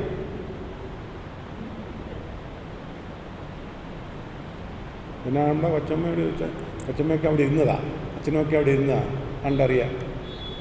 എൻ്റെ കസിൻസിനെയൊക്കെ അറിയാം, അവിടെ ന്യൂയോർക്കിൽ ഇരുന്നതല്ലേ. അവനൊക്കെ ഇവിടെ 10ാം ക്ലാസ് തോറ്റ് അച്ചായന്നൊക്കെ വിളിച്ചു പോകുമ്പോൾ ഭയങ്കര ഇതായിരുന്നു. ഇപ്പോൾ അങ്ങോട്ട് ചെന്ന് കഴിഞ്ഞാൽ ഭാഷയൊന്നും മാറിയെന്നേ, സംസ്കാരം അങ്ങ് മാറി. ഞാനവിടെ ചെല്ലുമ്പോൾ എൻ്റെ മരുമോളോട് ചോദിക്കും, മരുമോള് ഒറ്റ വാക്ക് ഇംഗ്ലീഷ് പറയത്തില്ല. ഇവിടെ വന്നാൽ ഒറ്റ വാക്ക് പറയാൻ വിഷയം ഞങ്ങൾക്ക് വലിയ അറിവില്ല എന്നറിയാം, അറിയത്തില്ല. മലയാളം നല്ലപോലെ വർത്താനം അവളെ പൊക്കി പറയാൻ വേണ്ടി പറഞ്ഞു. പക്ഷേ മിക്കവാറും 2ാമത്തെ തലമുറയും 3ാമത്തെ തലമുറയും ചെന്നാൽ എന്തിനായി ബോംബെ ചെന്നാൽ മതി. ബോംബെയിൽ സാന്റാക്രൂസ് പള്ളിയിൽ ഞാൻ പ്രസംഗിക്കാൻ പോയി. കുറേ നമ്മുടെ TA വികാരിയായിരിക്കുമ്പോഴാണ്. ഒരാഴ്ചത്തെ കൺവെൻഷനാണ്. അപ്പോൾ അത് ഓരോ ഏരിയ വൈസ് കൺവെൻഷനാണ്. അപ്പോൾ ഞാൻ എല്ലാ ദിവസവും പ്രസംഗമുണ്ട്. ഓരോ ഏരിയയിൽ ഇങ്ങനെ കൺവെൻഷൻ കഴിഞ്ഞു. ന്യൂ ഇയർ ഇംഗ്ലീഷ് സർവീസാണ്. ഇംഗ്ലീഷ് സർവീസിനോട് 3ാമത്തെ 4ാമത്തെ തലമുറക്കാർ വരും.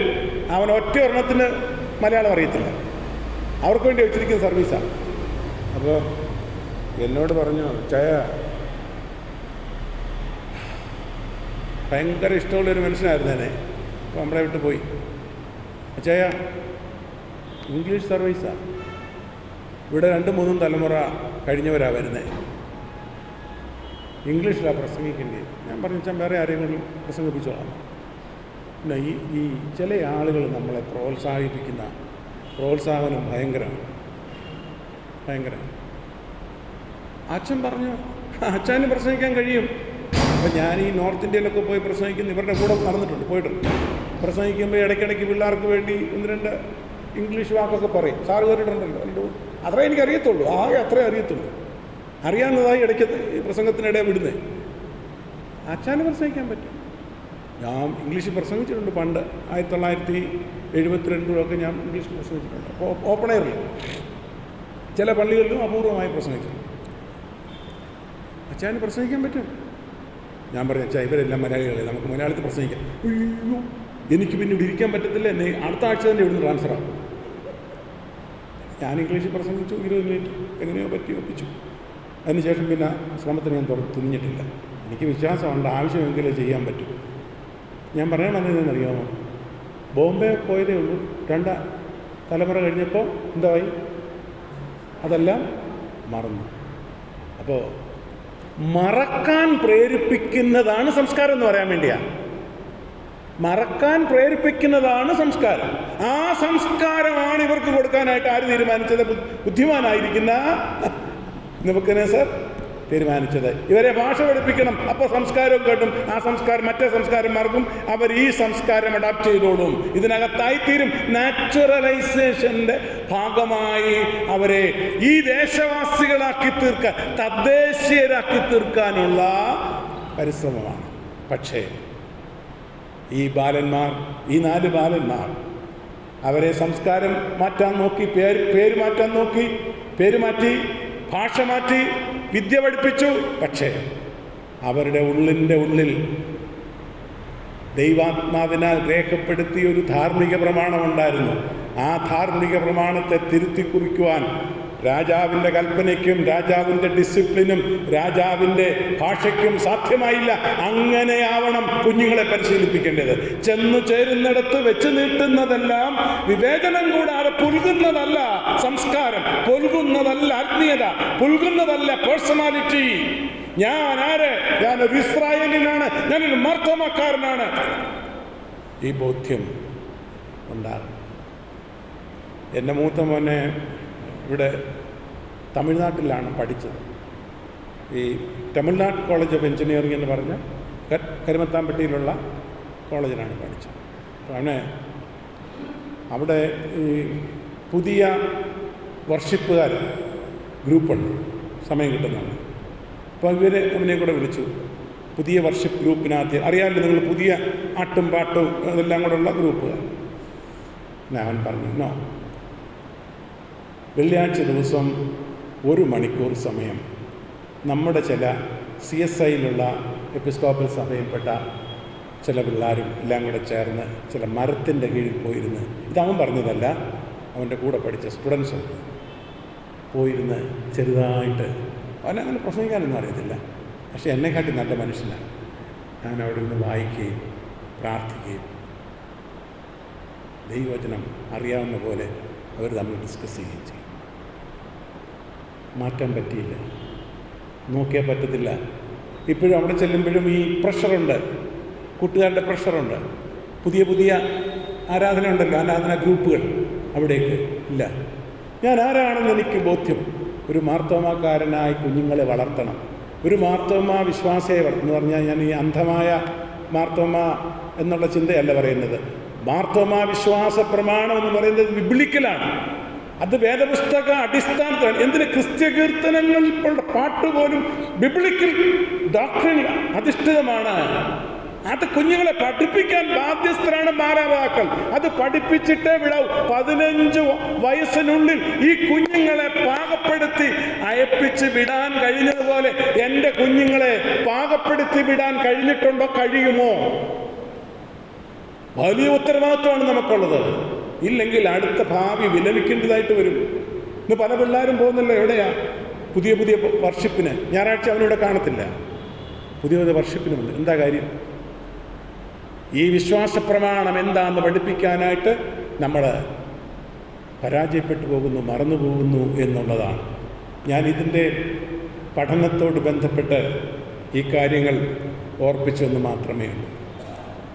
40 മിനിറ്റ് എന്നാണ് ഞാൻ സാധാരണ പറഞ്ഞത്. അതിലൊക്കെ കൂടുതൽ സമയം എടുത്തിരിക്കുന്നു. അതുകൊണ്ട് ഞാൻ എൻ്റെ വാക്കുകളെ അവസാനിപ്പിക്കാൻ പോവാം. അടുത്ത ആഴ്ച നിങ്ങൾ വരുമ്പോൾ ഈ 1-ാം അധ്യായത്തിൻ്റെ 1 മുതൽ 8 വരെയുള്ള വാക്യങ്ങൾ, ആ 1-ാം അധ്യായത്തിൻ്റെ ബാക്കിയുള്ള ഭാഗങ്ങൾ മാത്രം പല പ്രാവശ്യം വായിച്ചു പോരുകയും നിങ്ങളുണ്ടാകുന്ന സംശയങ്ങൾ കുറിച്ച് വെച്ച് ചോദിക്കത്തക്ക തരത്തിൽ പോരുകയും ചെയ്യണം. വളരെ പ്രധാനപ്പെട്ട 3 അധ്യായങ്ങൾ നമ്മൾ പഠിച്ചു കഴിയുമ്പോൾ ഈ പുസ്തകത്തിൻ്റെ അടിസ്ഥാന പഠനത്തിൻ്റെ മിക്കവാറും വിഷയങ്ങൾ നമ്മൾ കൈകാര്യം ചെയ്യും. അപ്പോൾ അടുത്ത ആഴ്ച മുതൽ നമ്മളിത് തുടങ്ങുകയാണ്. 1-ാം അധ്യായത്തിൻ്റെ തുടർന്നുള്ള ഭാഗങ്ങൾ തുടങ്ങുകയാണ്. ഇപ്പോൾ നമ്മൾ ഇവിടെ അവസാനിപ്പിക്കാൻ പോവുകയാണ്. അവരെ കൽദയരുടെ ഭാഷയും സംസ്കാരവും വിദ്യയും എല്ലാം പഠിപ്പിക്കാനായിട്ട് നിയോഗിച്ചു. എന്തിനു വേണ്ടി? അവരുടെ ഇന്നലകളുടെ ആത്മീയ സംസ്കാരം മറക്കാൻ വേണ്ടി. മറക്കാൻ മാത്രമല്ല, പുതിയ സംസ്കാരം സ്വീകരിക്കാൻ വേണ്ടി. എന്നിട്ട് അവർ ചെയ്തോ? അതാണ് ധാർമ്മികത എന്ന് പറയുന്നത്. അതാണ് മൊറാലിറ്റി. 15 വയസ്സിനുള്ളിൽ ഈ കുഞ്ഞുങ്ങളുടെ വിശ്വാസ ജീവിതം പാക്ക് ചെയ്ത് വെച്ചിരിക്കുന്നത്. ഈ 15 വയസ്സെന്ന് പറയുമ്പോൾ നമ്മുടെ ജ്യേഷ്ഠവപ്പിൻ്റെ പ്രായം അല്ലേ? ജ്യേഷ്ഠവപ്പിൻ്റെ പ്രായം. ഞാൻ ജ്യേഷ്ഠവപ്പ് വരെ പഠിപ്പിച്ചിട്ടുണ്ട്. അതോ മധ്യവപ്പാണ്? ജ്യേഷ്ഠവപ്പല്ലേ? ജ്യേഷ്ഠവപ്പിൻ്റെ പ്രായം. ജ്യേഷ്ഠവപ്പ് വരെ പഠിച്ചു കഴിഞ്ഞപ്പോൾ ഈ കുഞ്ഞുങ്ങളിലുണ്ടായ ധാർമ്മിക അവബോധം, ദൈവാവബോധം, മൂല്യബോധം, ദൈവാവബോധം, ഈശ്വരബോധം, ഓ ഭയങ്കരം. ഞാൻ 3 വർഷം പഠിപ്പിച്ചിട്ടുണ്ട്. 5 മുതൽ 18 വരെ, 15 മുതൽ 18 വരെ. അതെന്തോ ആയിക്കോട്ടെ, ഞാൻ അദ്ദേഹം പറഞ്ഞതിനോട് യോജിക്കുന്നു. 18 എനിക്കതിനകത്ത് ആ തർക്കമില്ല. ഞാൻ പറയാൻ വന്നത് എന്താ, വയസ്സിൻ്റെ കാര്യമല്ല, ഈ പ്രായം കൊണ്ട്